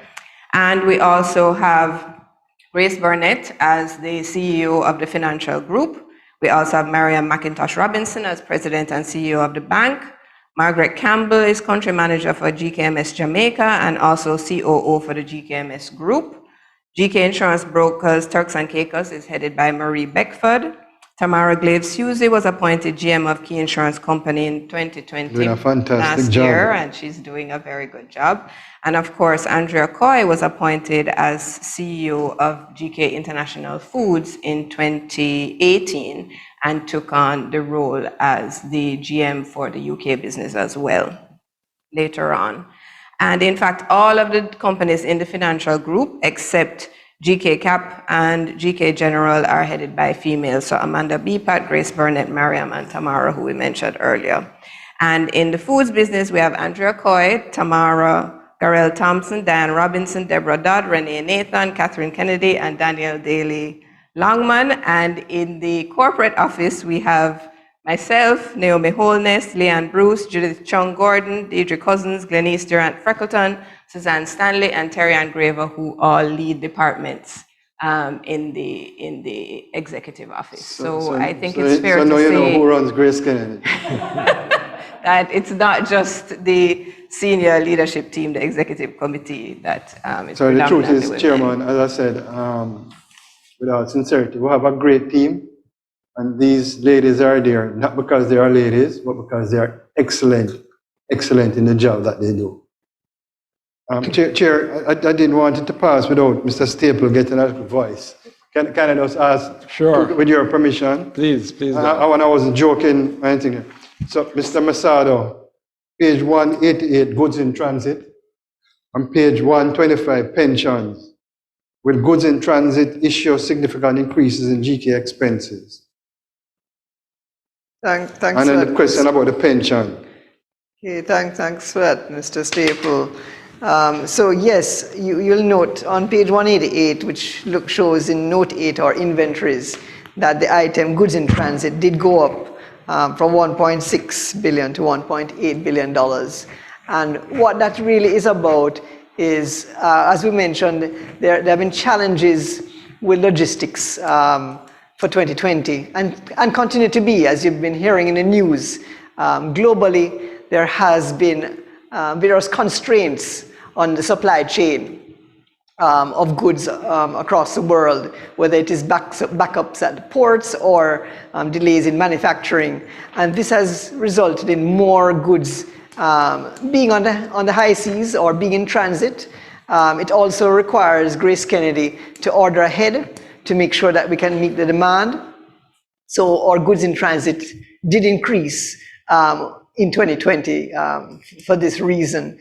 In terms of the impact on the income statement, as mentioned earlier in the meeting, there have been increases in things like freight rates and other transportation costs across the globe, and therefore we do see some increases there. We don't expect these increases though to be permanent, and so it's something we monitor very carefully, something that we, because of those cost increases, then we have to look at other cost savings measures so that we don't have to pass on those costs fully to our customers. So that is the major way we're mitigating against the logistic issues that have come up since 2020. Now, in terms of page 125, so this is on the, okay, it may be 126 for pensions. On the other comprehensive income, we see a line remeasurement of post-employment benefits. In 2020, we see a positive $1.2 billion, and in 2019, it was $3 billion. And I think the question really has to do with, well, why is it positive and why is it not as high in 2020? as it was in 2019. So in 2019, there were a certain set of actuarial assumptions, one of which had the impact of reducing the post-employment obligations or pension or other post-employment liabilities. And so you had a positive impact because those liabilities went down in terms of the fair value or the present value of those liabilities. And in addition, in 2019, you had an increase in the pension assets. So that's contributed to the 3 billion. In terms of 2020 now, those actual assumptions would not have reduced our liabilities in 2020. However, our pension assets, the pension surplus shown on the balance sheet, will note went up by just over $1 billion. And so the majority of this increase in 2020, the 1.2, is in relation to an increase in the pension surplus asset on the balance sheet.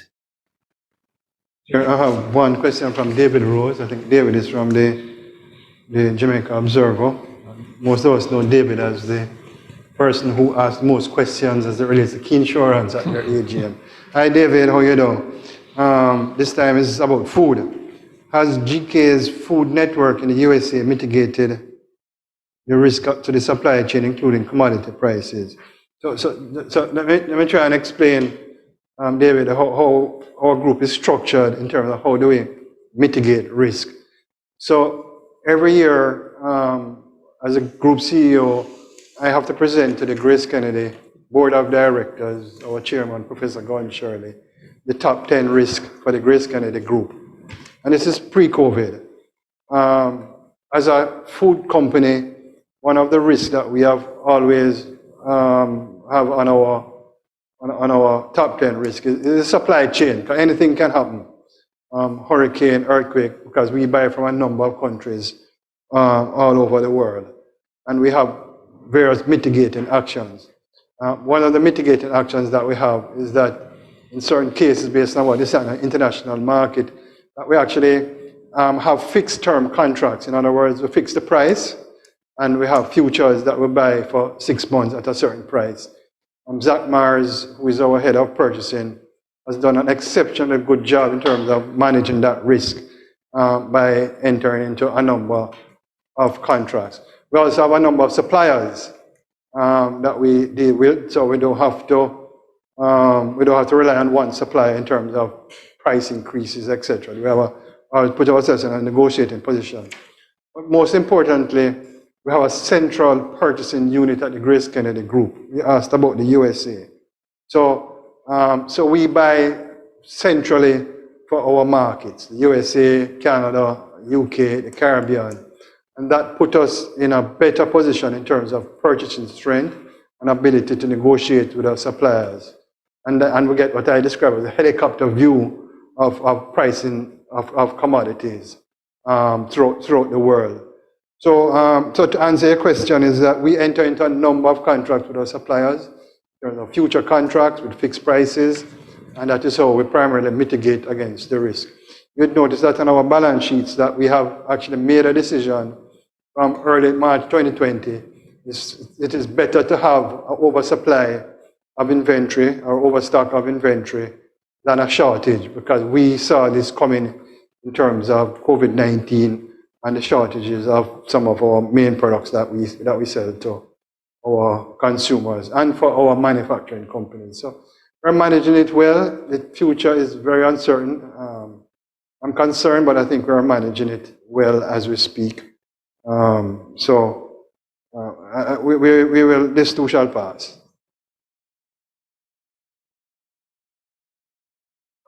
So David, I hopefully that answers your question that you had asked about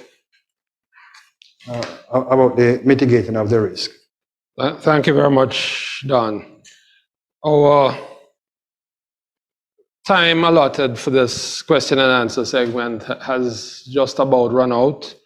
However, as I indicated to you earlier, responses to any questions that were not answered today or that come in after this is completed, we will try to have these posted on the GraceKennedy website very quickly today or tomorrow. I now turn to the auditor's report, the director's report, and statement of accounts. The auditor's report, the director's report, and the audited group accounts have been circulated to the shareholders. I will now ask Mr. Paul Williams of PricewaterhouseCoopers to read the auditor's report. Paul?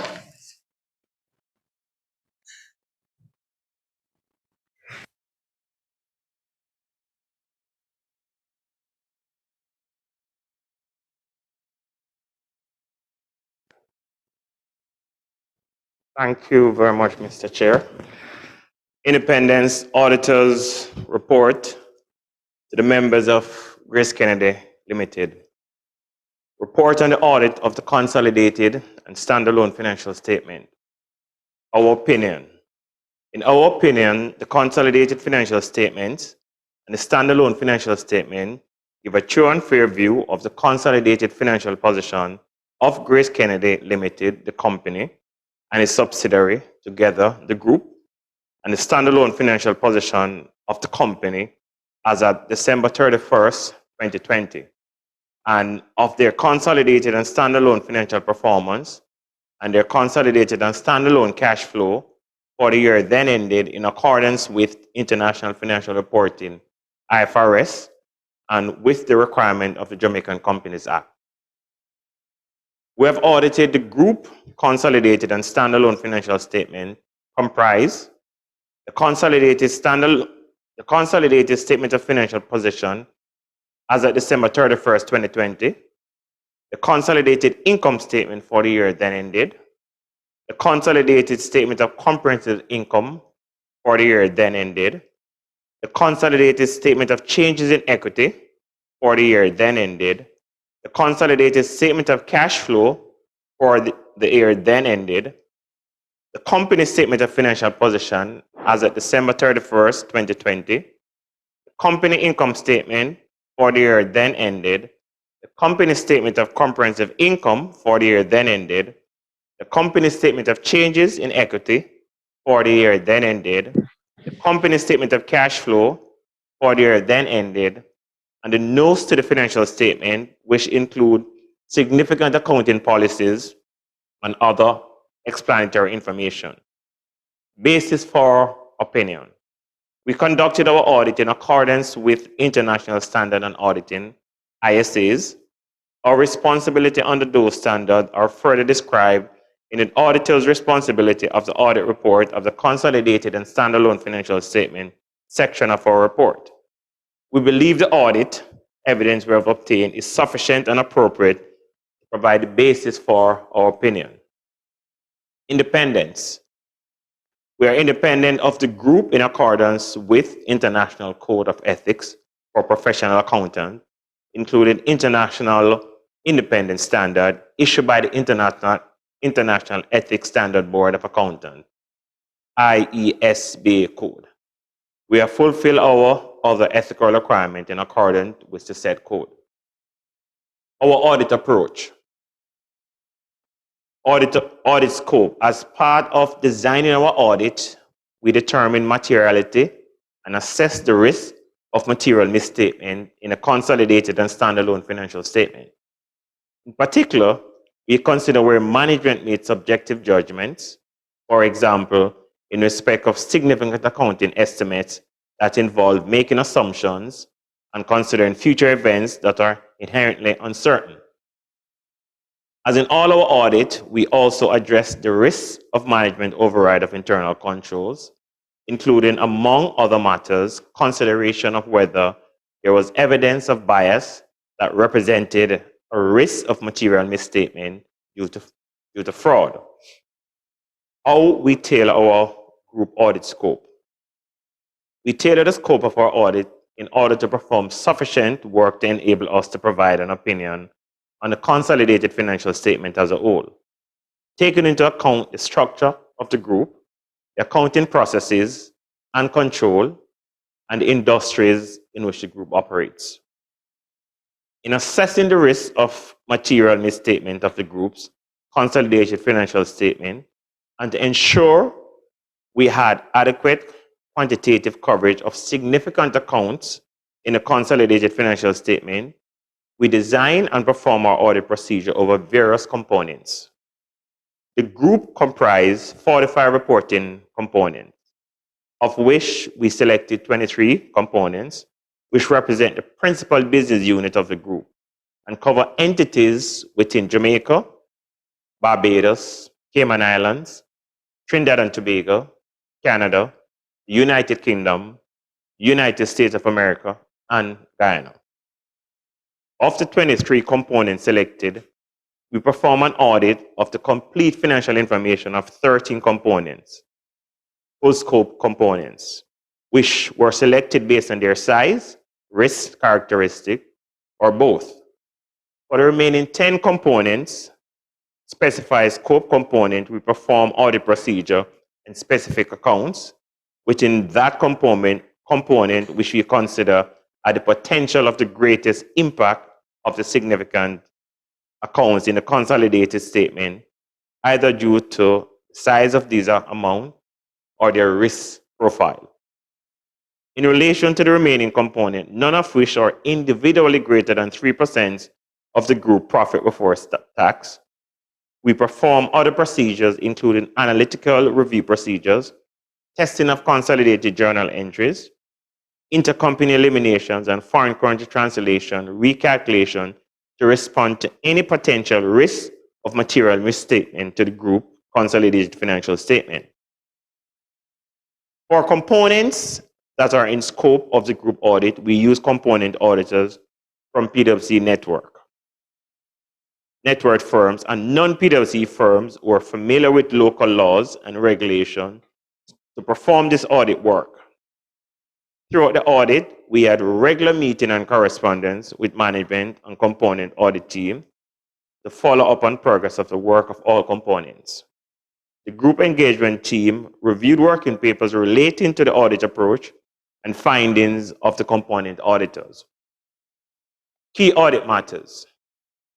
Key audit matters are those matters that, in our professional judgment, were of most significance in our audit of the consolidated and standalone financial statement for the current period. These matters were addressed in the context of our audit of the consolidated and standalone financial statement as a whole and informing our opinion thereon. We do not provide a separate opinion on these matters.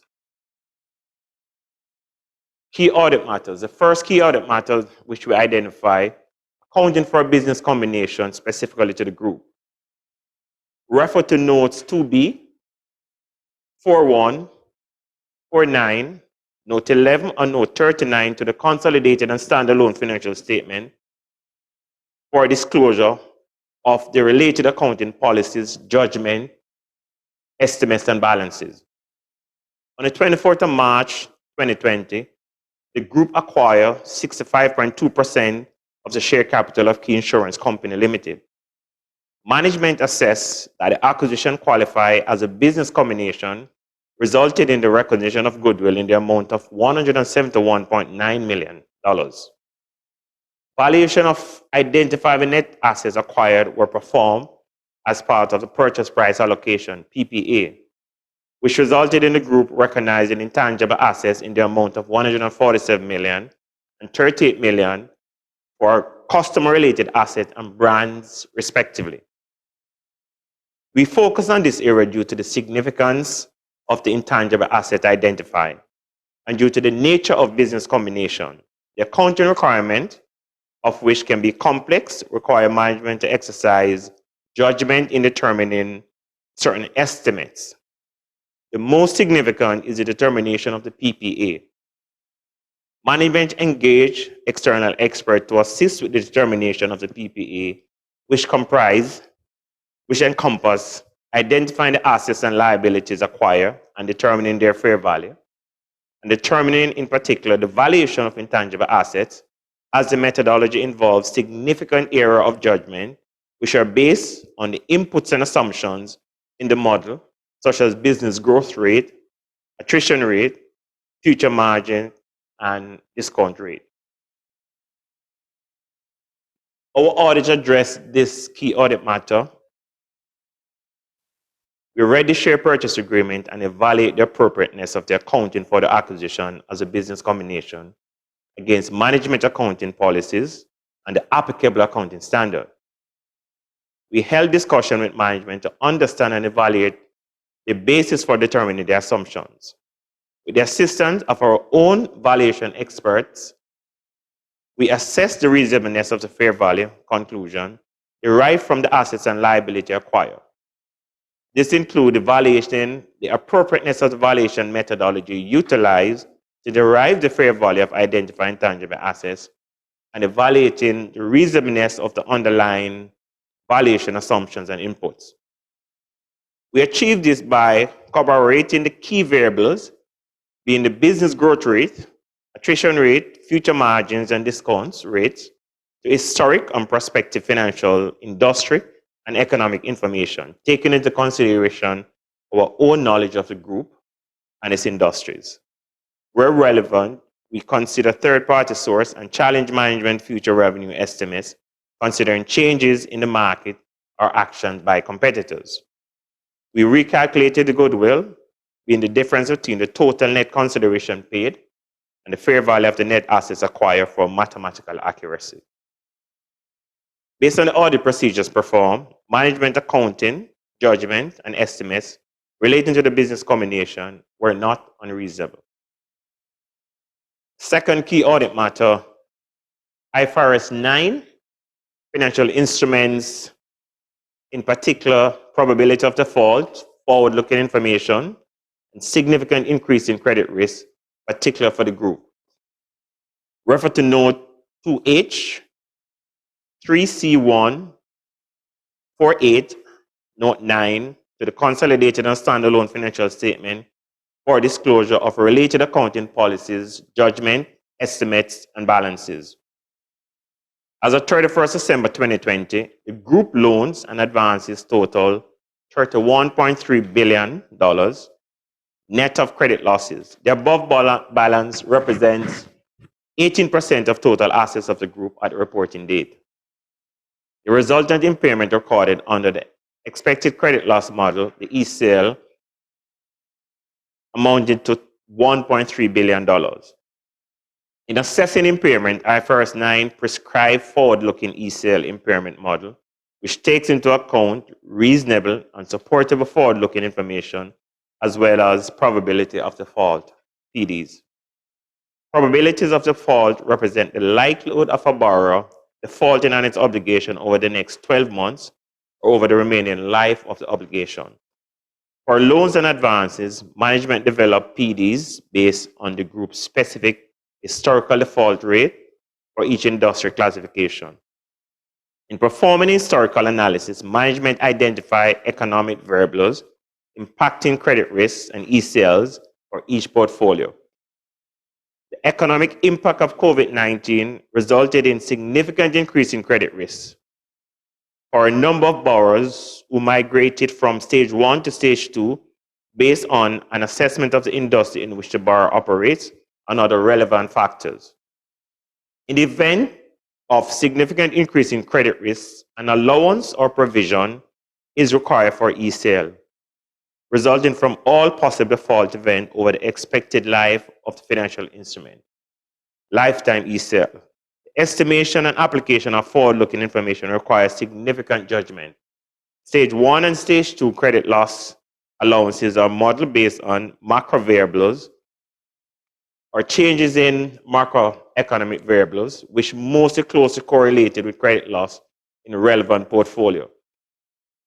Each macroeconomic scenario uses the ECL calculation incorporate forecasts of the relevant macroeconomic variable.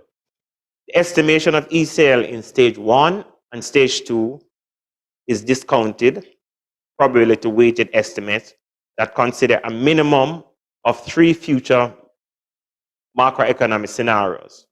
The base case scenario is based on macroeconomic forecasts, which are publicly available. Upside and downside scenarios are all set relative to the base case based on the reasonable possible alternative macroeconomic conditions. Additional adjustment to the base the best case and the worst case scenario weighting were required as a result of the COVID-19 pandemic. We focus on this area due to the impact of COVID on credit risk, the complexity of technique used in determining PDs, and identify significant increase in credit risk, and the number of significant judgments made by management regarding possible future economic scenario. Our audit addressed this key audit matter by our approach in addressing the matter involved the following procedures, among others. Update our understanding of management's ECL model, including any change in source data and assumptions. Tested the completeness of all loans and advances to determine whether all items were included in the ECL model by agreeing the model to detail loan listing. Evaluated the reasonableness of management judgment pertaining to the PDs, the significant increase in credit risk, forward-looking information, including macroeconomic factors impacting the weighting of the scenarios due to negative impact of COVID-19 as follows. So for the PDs, we test critical data fields using the ECN model for the PD determination, such as default rate, effective interest rate, write-off data, loan type by tracing data back to source document. We also reperform the calculation of days past due, a key data input in the PD parameter in the group banking system on a sample basis. With respect to the significant increase in credit risk, we evaluated staging of the loan and advances by identifying the industry severely impacted by the pandemic. These include industry affected by restriction imposed by government in countries where the group operates. We also evaluated whether the loans of borrowers from these industries migrated to stage 2 were appropriate. With respect to forward-looking information, we assessed the reasonableness of the group methodology for determining economic scenario, including the appropriateness of gross domestic product, unemployment rate, economic factors utilized by management. We evaluated the reasonableness of the increase in the weighting used for the worst case scenario by agreeing the forward-looking economic information to external source published or pronounced by reputable third parties. We sensitize the probability weighting using the ECL calculation as well. The result of our procedure indicate that the assumption used by management for determining the probability of default, significant increase in credit risk, and forward-looking information were not unreasonable. The third key audit matter, goodwill impairment for the United States of America operations. Refer to notes 2G, 4.1, and note 11 to the consolidated and standalone financial statement for disclosure of related accounting policies, judgment, estimates, and balances. The total current value of goodwill at the reporting date is $1.8 billion, of which $1.06 billion relate to the U.S. operations. In accordance with IAS 36, impairment of assets, management performed an annual goodwill impairment assessment to determine whether the current value exceeded the recoverable amount of the cash generating unit, the CGU, to which the goodwill is allocated and is therefore impaired at the reporting date. Goodwill relating to the recoverable amount of a CGU is calculated as the higher of the value in use and fair value less costs of disposal. Management determined the recoverable amount by reference to the value in use, which is based on discounted cash flows, projections, over which management made significant judgment and key inputs. As a result of the assessment, management determined there were no impairment as of 31st December 2020. We focus on this area as the goodwill impairment assessment requires significant management judgment and estimation, is sensitive to changes in key assumptions, and due to the challenges involved in determining the impact of COVID-19 on these assumptions. The key assumptions were assessed by management as being the revenue growth rate, the discount rate, the earnings before interest, tax, depreciation, and amortization, EBITDA, to revenue, and capital expenditure to revenue. We address this key audit matter by our approach in assessing the matter with the assistance of our evaluation expert involved the following procedure, among others. Update our understanding of management's approach to performing their annual impairment assessment. This includes the process by which management key assumptions and methodology were developed and assessing their appropriateness. We compare previous forecasts to actual results in order to assess the performance of the business and the extent to which reliance could be placed on management ability to forecast. Tested key assumptions including the impact of COVID-19 on those key assumptions as follows. Evaluated the revenue growth rate and the discount rate against valuations of similar companies. Evaluated the EBITDA and capital expenditure to revenue assumption against internal and relevant external derived data where available. Tested the calculations for mathematical accuracy and assessed the sensitivity of the calculation by varying the key assumptions and adjustment within management's cash flow forecast. The result of our procedures indicate management determination that goodwill was not impaired at the reporting date was not unreasonable.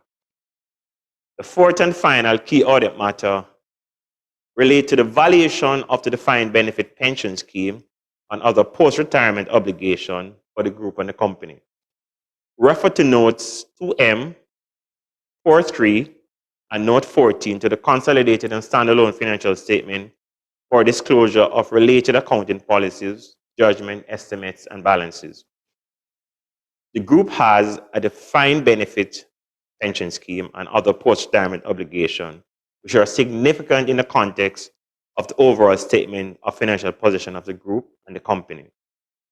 Pension obligations total $31.8 billion for the group and the company at the reporting date. The pension scheme obligation are included as part of the net pension asset of $6.8 billion on the respective statement of financial position.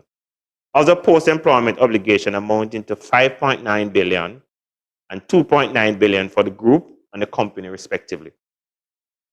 We focus on this area as the valuation of the defined benefit pension liabilities and other post-employment obligation require significant levels of judgment and technical expertise in determining appropriate assumption. A number of key assumptions can have a material impact on the calculation of the liabilities and obligations, including salary increases, inflation rate, pension increases, discount rate, and mortality rates. Management use external actuaries to assist in determining these assumptions and in valuing the defined benefit pension scheme and other post-employment obligations. We perform procedures on the valuation of the pension scheme and other post-retirement obligations as follows. We evaluated management's assumption made in relation to the valuation of the defined benefit pension scheme and other post-retirement obligation, and the assumption relating to salary increases, pension increases, mortality rates, and by comparing them to national and industry statistics and averages. We agreed the discount rate and the inflation rate used in the valuation of the pension scheme and other post-employment obligation to those issued by the Institute of Chartered Accountants of Jamaica and targets set by the Bank of Jamaica. With the assistance of our own actuarial expert, we perform inquiries with management and management external actuaries and perform an evaluation of the key economic assumptions used, including the impact of COVID in the calculation of the liability. We tested the completeness and accuracy of data extracted and supplied to the group actuaries, which is used for the actual calculation. Based on the audit evidence obtained, we determined that the available audit evidence supported the data and the assumption used by management in the actual valuation. Other information. Management is responsible for other information. The other information comprises the annual report, but does not include the consolidated and standalone financial statement and our audit report thereon, which is expected to be made available to us after the date of our audit report. Our opinion on the consolidated and standalone financial statement does not cover other information and we will not express any form of assurance conclusion thereon. In connection with our audit of the consolidated and standalone financial statement, our responsibility is to read the other information, identify above when it becomes available, and in doing so, consider whether the other information is materially inconsistent with the consolidated and standalone financial statement, or our knowledge obtained in the audit, or otherwise appear to be materially misstated.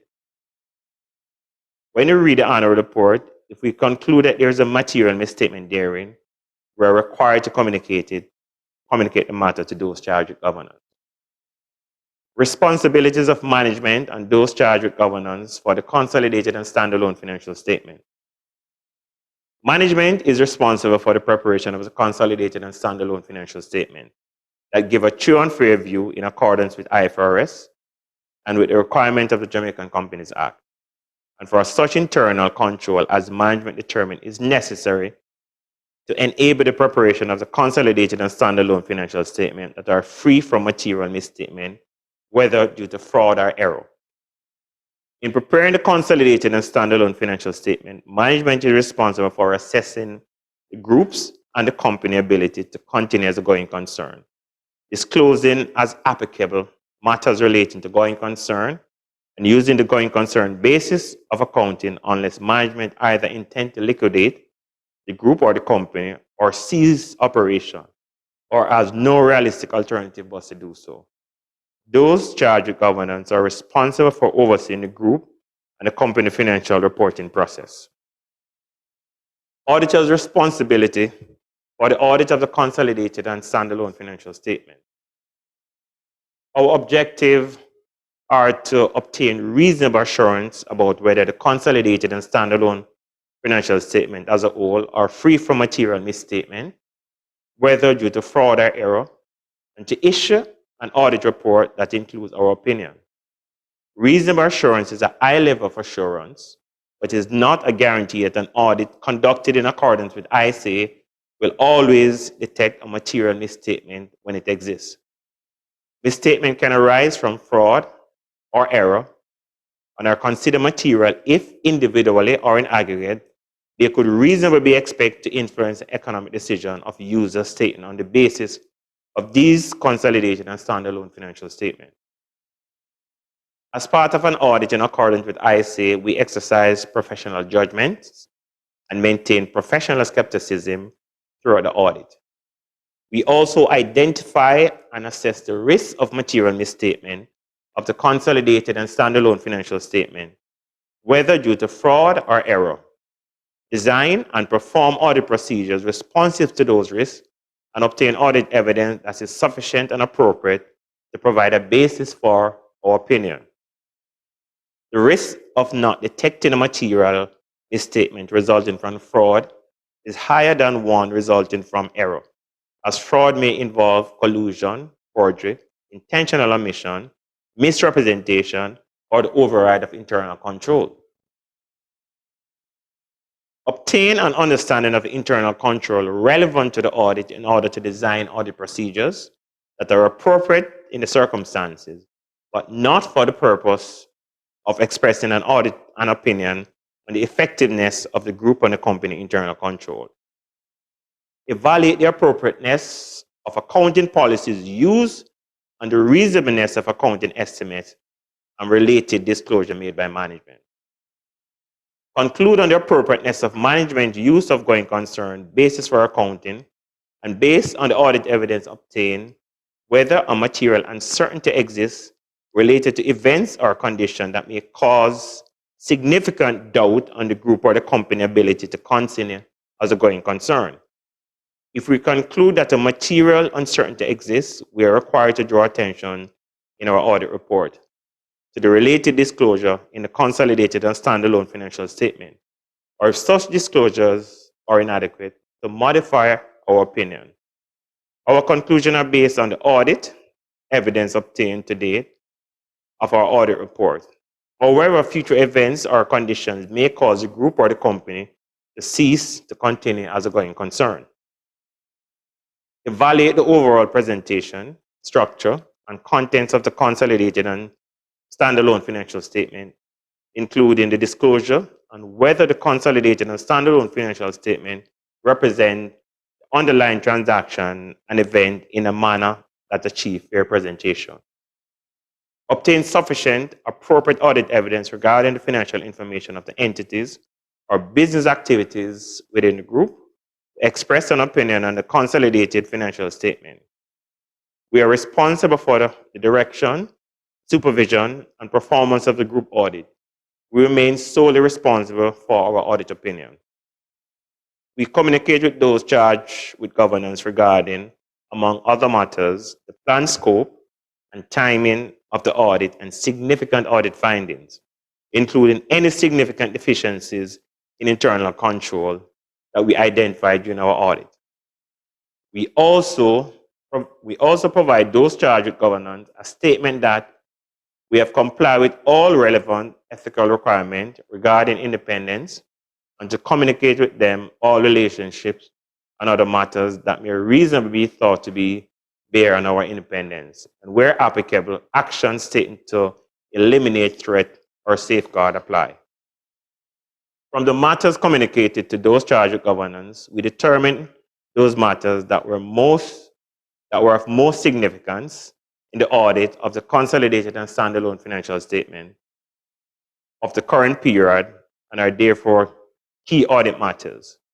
We describe these matters in our audit report unless laws or regulation precludes public disclosure about the matter, or when extremely rare circumstances we determine that the matter should not be communicated in our report because the adverse consequences of doing so would reasonably expect to outweigh the public interest benefit of such communication.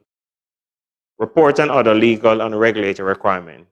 As required by the Jamaican Companies Act, we have obtained all information and explanation which, to the best of our knowledge and belief, were necessary for the purpose of our audit. In our opinion, proper accounting records have been kept so far as appear from our examination of those records, and the accompanying consolidated and standalone financial statements are in agreement therewith and give the information required by the Jamaican Companies Act in a manner so required. Engagement partner on the audit resulting in this independent audit report is Paul Williams, signed PricewaterhouseCoopers Chartered Accountant, the 26th of February 2001, Kingston, Jamaica. Thank you.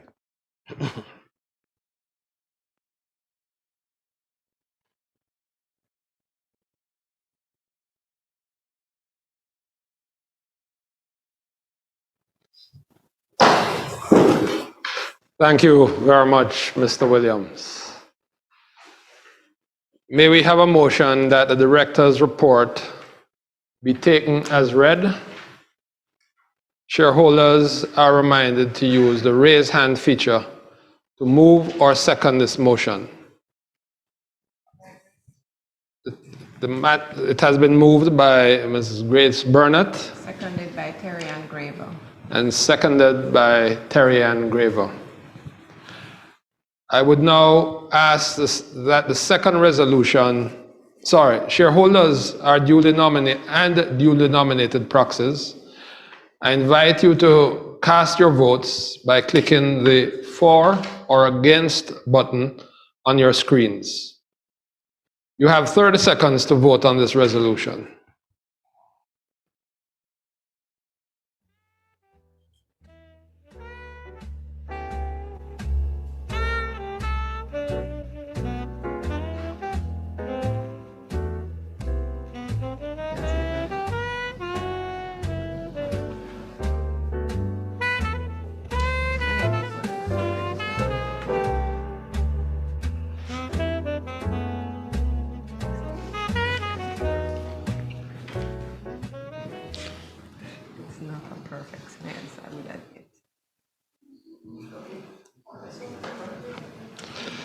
The results are in, and as we can see from the screen, we have 100% in favor. I declare the motion carried. Will the secretary please table the reports together with the audited group accounts? So tabled, Chair. May we have a motion that the audited group accounts for the year ended December 31st, 2020, and the reports of the directors and auditors circulated with the notice convening the meeting be and are hereby adopted. The registrar has advised that we are in receipt of 65 votes by proxy in favor of this resolution, representing 18.9% of the issued share capital of the company. Shareholders and proxies are reminded to use the raise hand feature to move or second this motion. I would now ask that the third resolution be moved. Camille Mundell Barrett. The resolution has been moved by Camille Mundell Barnett. And seconded by Leanne Bruce. It has been seconded by Leanne Bruce. Shareholders and duly nominated proxies, I invite you to cast your vote by clicking the for or against button on your screens. You have 30 seconds to vote on this resolution.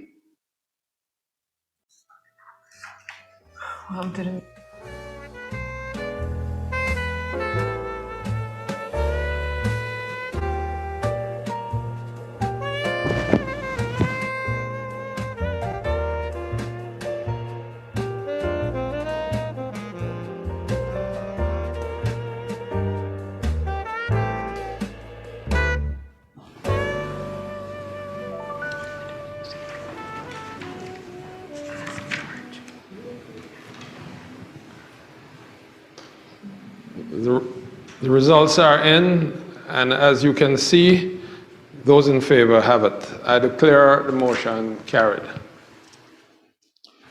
We now come to the approval of dividends.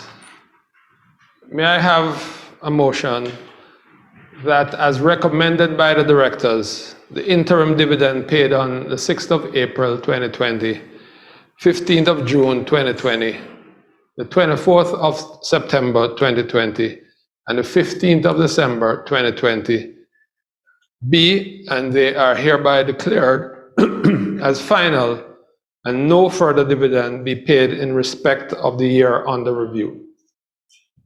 The registrar has advised that we are in receipt of 65 votes by proxy in favor of this resolution, representing 18.9% of the issued share capital of the company. Shareholders and proxies are reminded to use the raise hand feature to move or second this motion. I now ask that this fourth resolution be moved. Chair. The resolution has been moved by Terence Osborne. Seconded by Philip Burgess.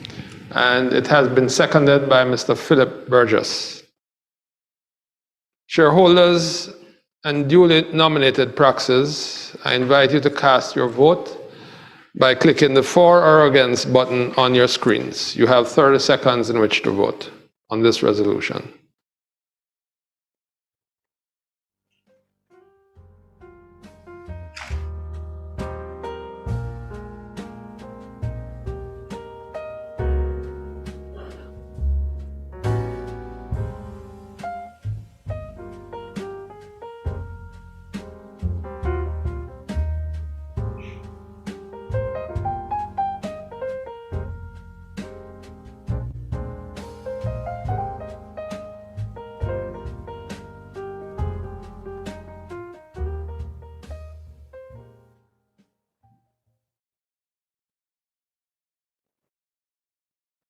The results are in, and those in favor have it.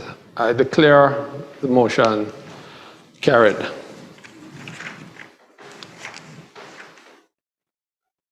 The next item is the election of directors. I'm pleased to introduce to you our newest director, Mr. Peter Williams, who has been appointed to the board on April 1, 2021. Mr. Williams is a retired partner of the PricewaterhouseCoopers Jamaica assurance practice. He has 4 decades of experience in accounting, assurance, and consultancy services. Mr. Williams is a fellow of the Institute of Chartered Accountants of Jamaica and the Chartered Association of Certified Accountants. Further details on Mr. Williams's and all our board directors, the background of Mr. Williams and all our board directors are available on our website and in our 2020 annual report. Under Article 108 of the company's articles, Mr. Williams, having been appointed to the board since the last annual general meeting, will retire from office and, being eligible, offers himself for election. May we please have a motion that Mr. Peter Williams be and is hereby elected a director of the company. The registrar has advised that we are in receipt of 65 votes by proxy in favor of the resolution, representing 18.9% of the issued share capital of the company. Shareholders are reminded to use the raise hand feature to move or second this motion. I would now ask that the fifth resolution be moved. Andrew Leorini, The motion has been moved by Mr. Andrew Leorini. seconded by Director Paris Leowai Jr. It has been seconded by Director Paris Loyi Jr. Thank you. Shareholders and duly nominated proxies, I invite you to cast your votes by clicking the for or against button on your screens. You have 30 seconds in which to vote on this resolution.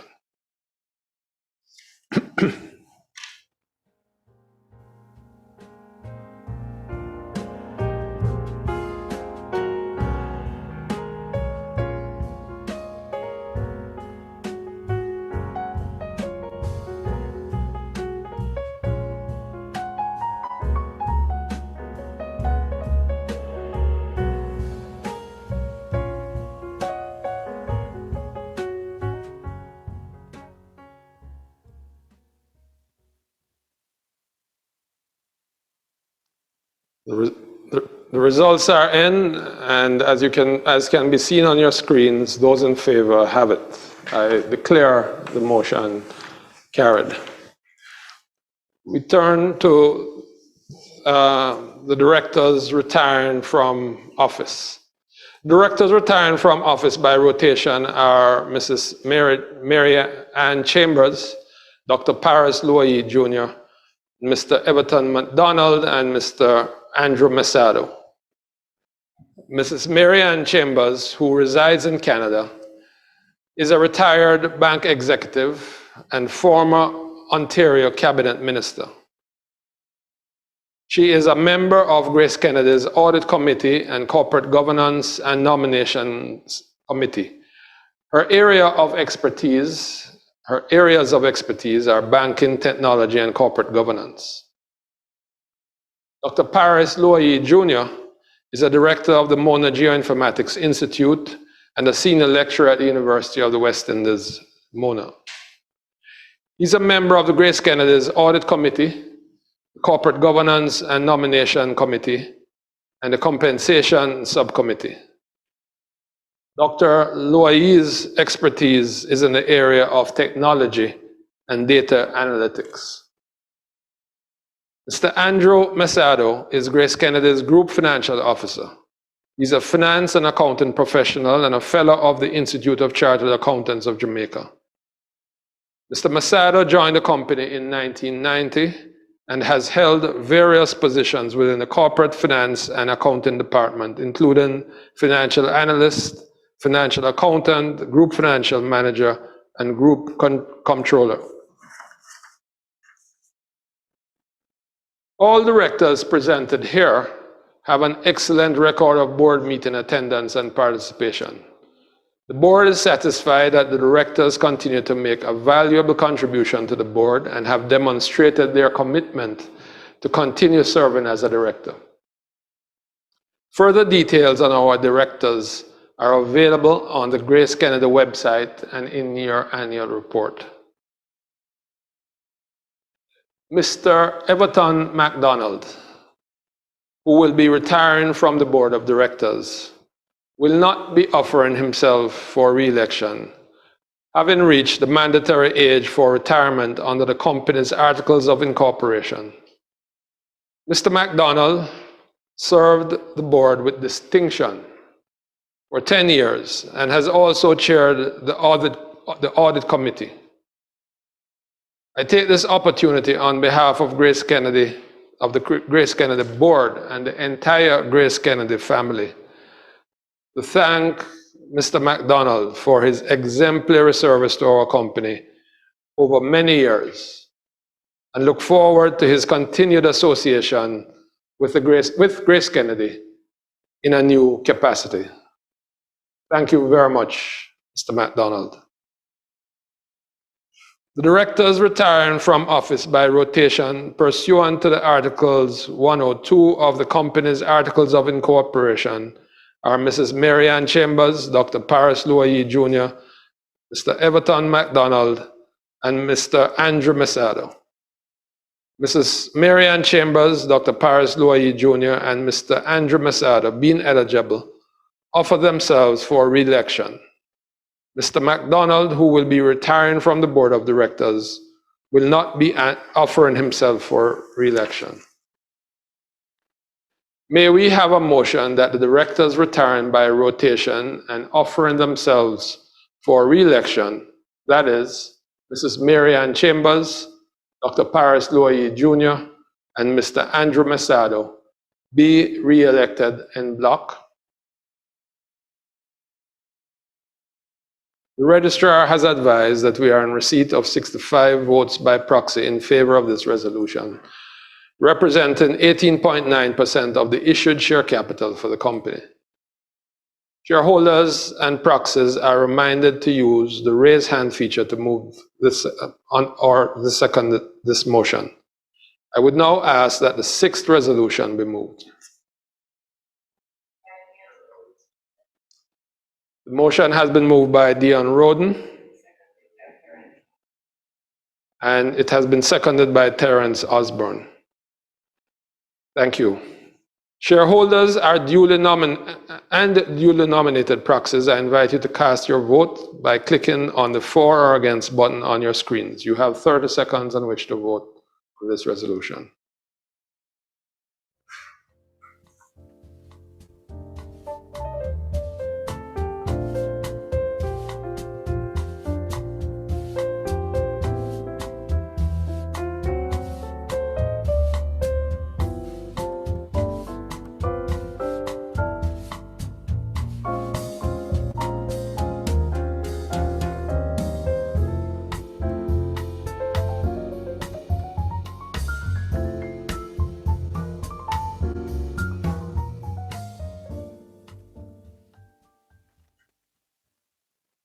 The results are in, and as can be seen on your screen, those in favor have it. I declare the motion as having been carried.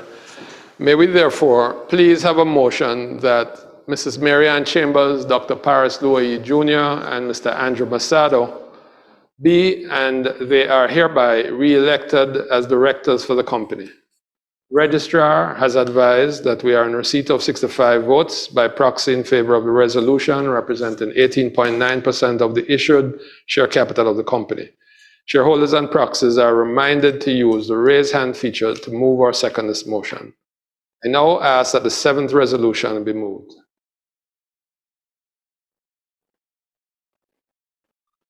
This resolution has been moved by Ms. Cilla Johnson, and it has been seconded by Ms. Nadine Butler. Thank you.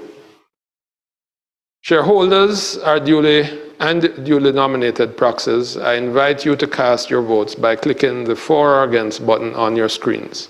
You have 30 seconds on which to vote on this resolution.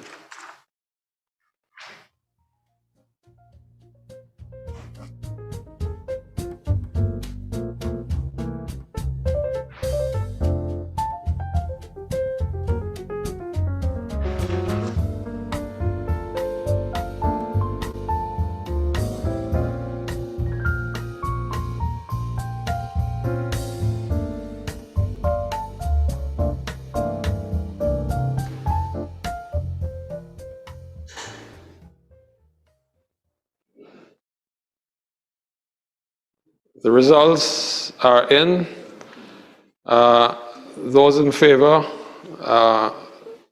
have it. I declare the motion carried. May we have a motion that the amount shown in the accounts of the company for the year ended the 31st of December 2020 as fees to the directors for their services as directors be and are hereby approved, and B, that the fees of the directors for the year ending 31st of December 2021 be fixed by the Compensation Subcommittee, a subcommittee of the Corporate Governance and Nomination Committee of the Board of Directors. The registrar has advised that we are in receipt of 65 votes by proxy in favor of this resolution, representing 18.9% of the issued share capital of the company. Shareholders and proxies are reminded to use the raise hand feature to move or second the motion. I now ask that the 8th resolution be moved. By? The motion has been moved by Mr. Fred Kennedy. It has been seconded by Grace Burnett. Thank you, Fred and Grace. Shareholders and duly nominated proxies, I invite you to cast your votes by clicking the for or against button on your screens. You have 30 seconds on which to vote for this resolution.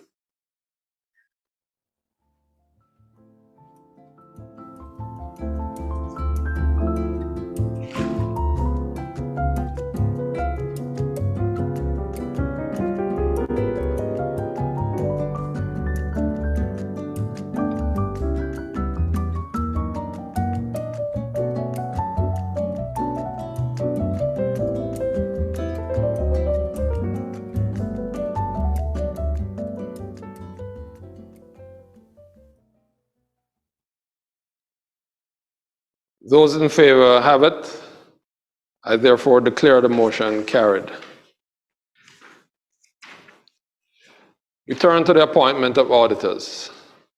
The auditors of the company, PricewaterhouseCoopers Chartered Accountants, will continue in office pursuant to Section 154 of the Companies Act. May we please have a motion that PricewaterhouseCoopers Chartered Accountants, having signified their willingness to serve, continue in office as auditors of the company pursuant to Section 154 of the Companies Act to hold office until the conclusion of the next annual general meeting at a remuneration to be fixed by the directors of the company. The registrar has advised that we are in receipt of 65 votes by proxy in favor of the resolution, representing 18.9% of the issued share capital of the company. Shareholders and proxies are reminded to use the raise hand feature to move or second this motion. I would now ask that the 9th resolution be moved. This resolution has been moved by Mr. Joe Taff, and it has been seconded by Jacqueline Thompson. Shareholders and duly nominated proxies are invited to cast your vote by clicking the for or against button on your screens. You have 30 seconds in which to vote on this resolution.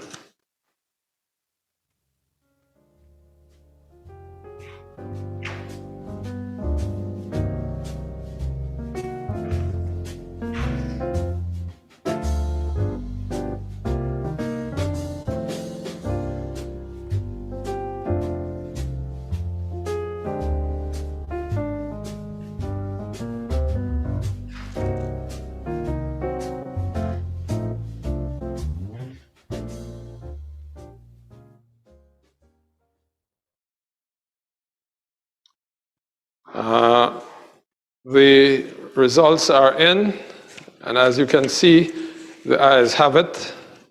I declare the motion carried. I will now ask Mrs. Gail Moss-Solomon, Secretary, to take you through the item of special business in the notice of meeting regarding amendments to the company's articles of incorporation. Mrs. Moss-Solomon.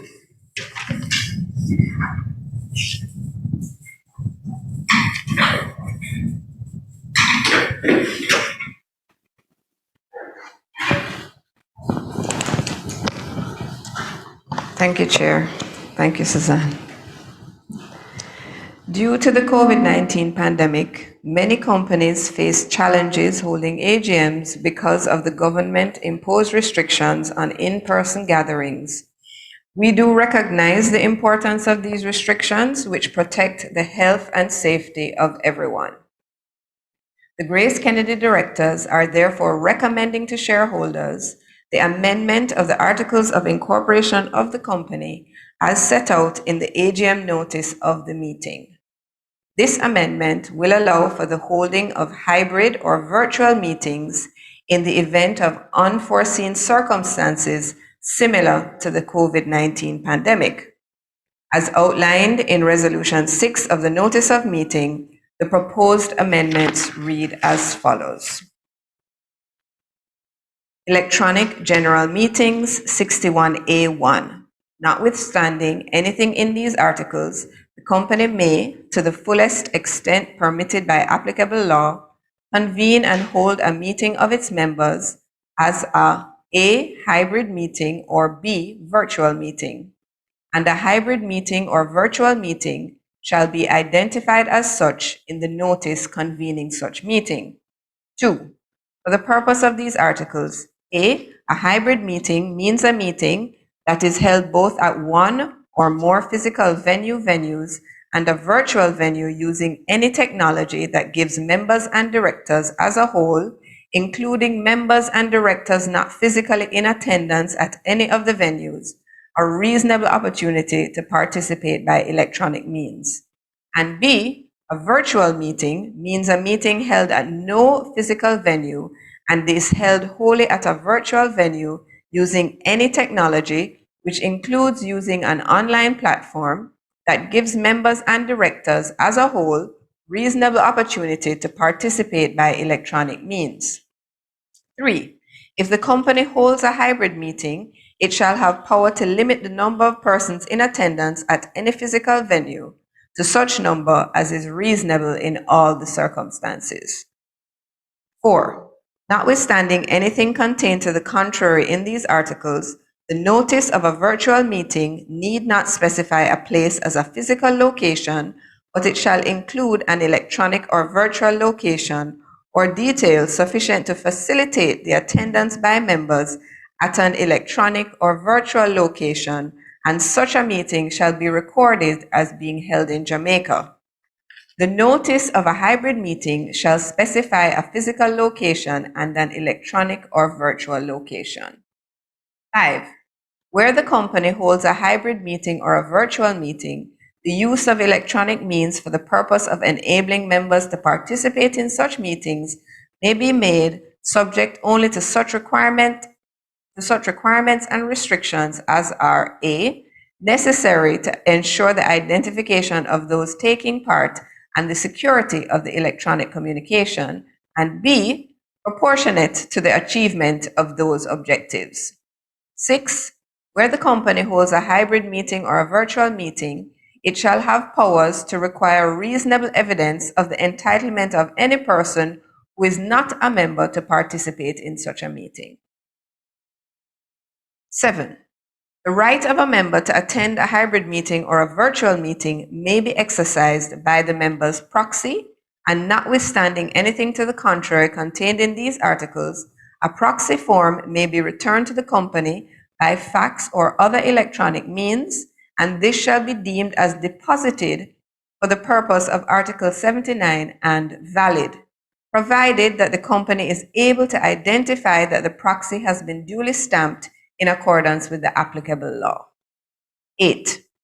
A member who at any hybrid meeting or virtual meeting either A, votes electronically, or B, establishes a communication link which allows a reasonable opportunity to participate, shall, for the purposes of these articles, be treated as 1, attending the meeting in person, and shall count to constitute a quorum, and 2, if he casts a vote, as voting in person. 9. Any failure of technology or any failure or inability of a member to attend or remain in a meeting held in accordance with these articles as a result of a mistake or of events beyond the control of the company shall not constitute a defect in the calling of such a meeting, and shall not invalidate any resolutions passed or proceedings taking place at that meeting, provided that a quorum is present at all times. I will now hand back to the chairman to have this resolution moved.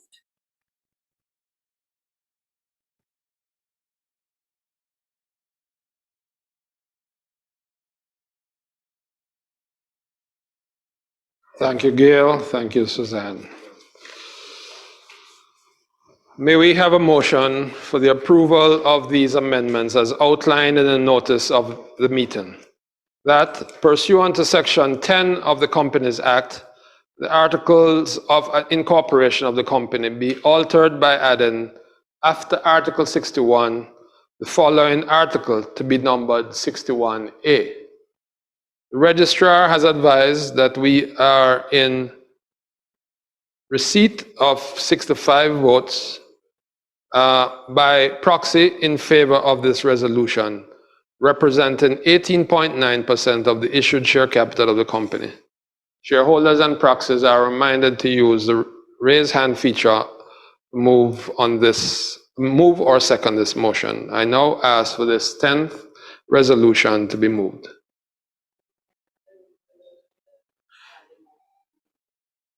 It has been moved by Ms. Carleen Burgess and seconded by Arlene Bailey. Shareholders and duly nominated proxies, I invite you to cast your vote by clicking the for or against button on your screens. You have 30 seconds in which to cast your vote on this resolution.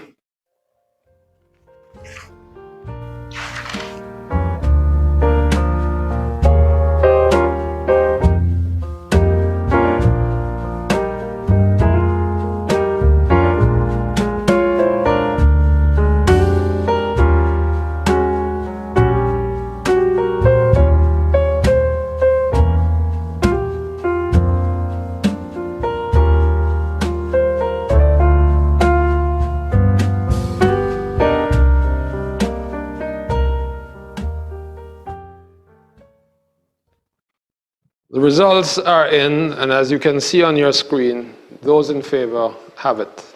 I declare the motion carried. Ladies and gentlemen, this concludes the agenda of this afternoon's meeting.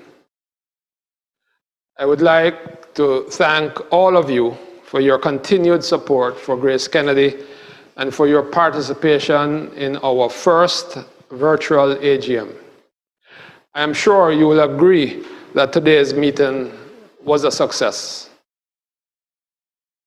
We thank Affinity Technologies and Visual Tech Solutions for providing the technical support for today's virtual annual general meeting. Thank you also to the very hardworking GK team who made today's annual general meeting possible.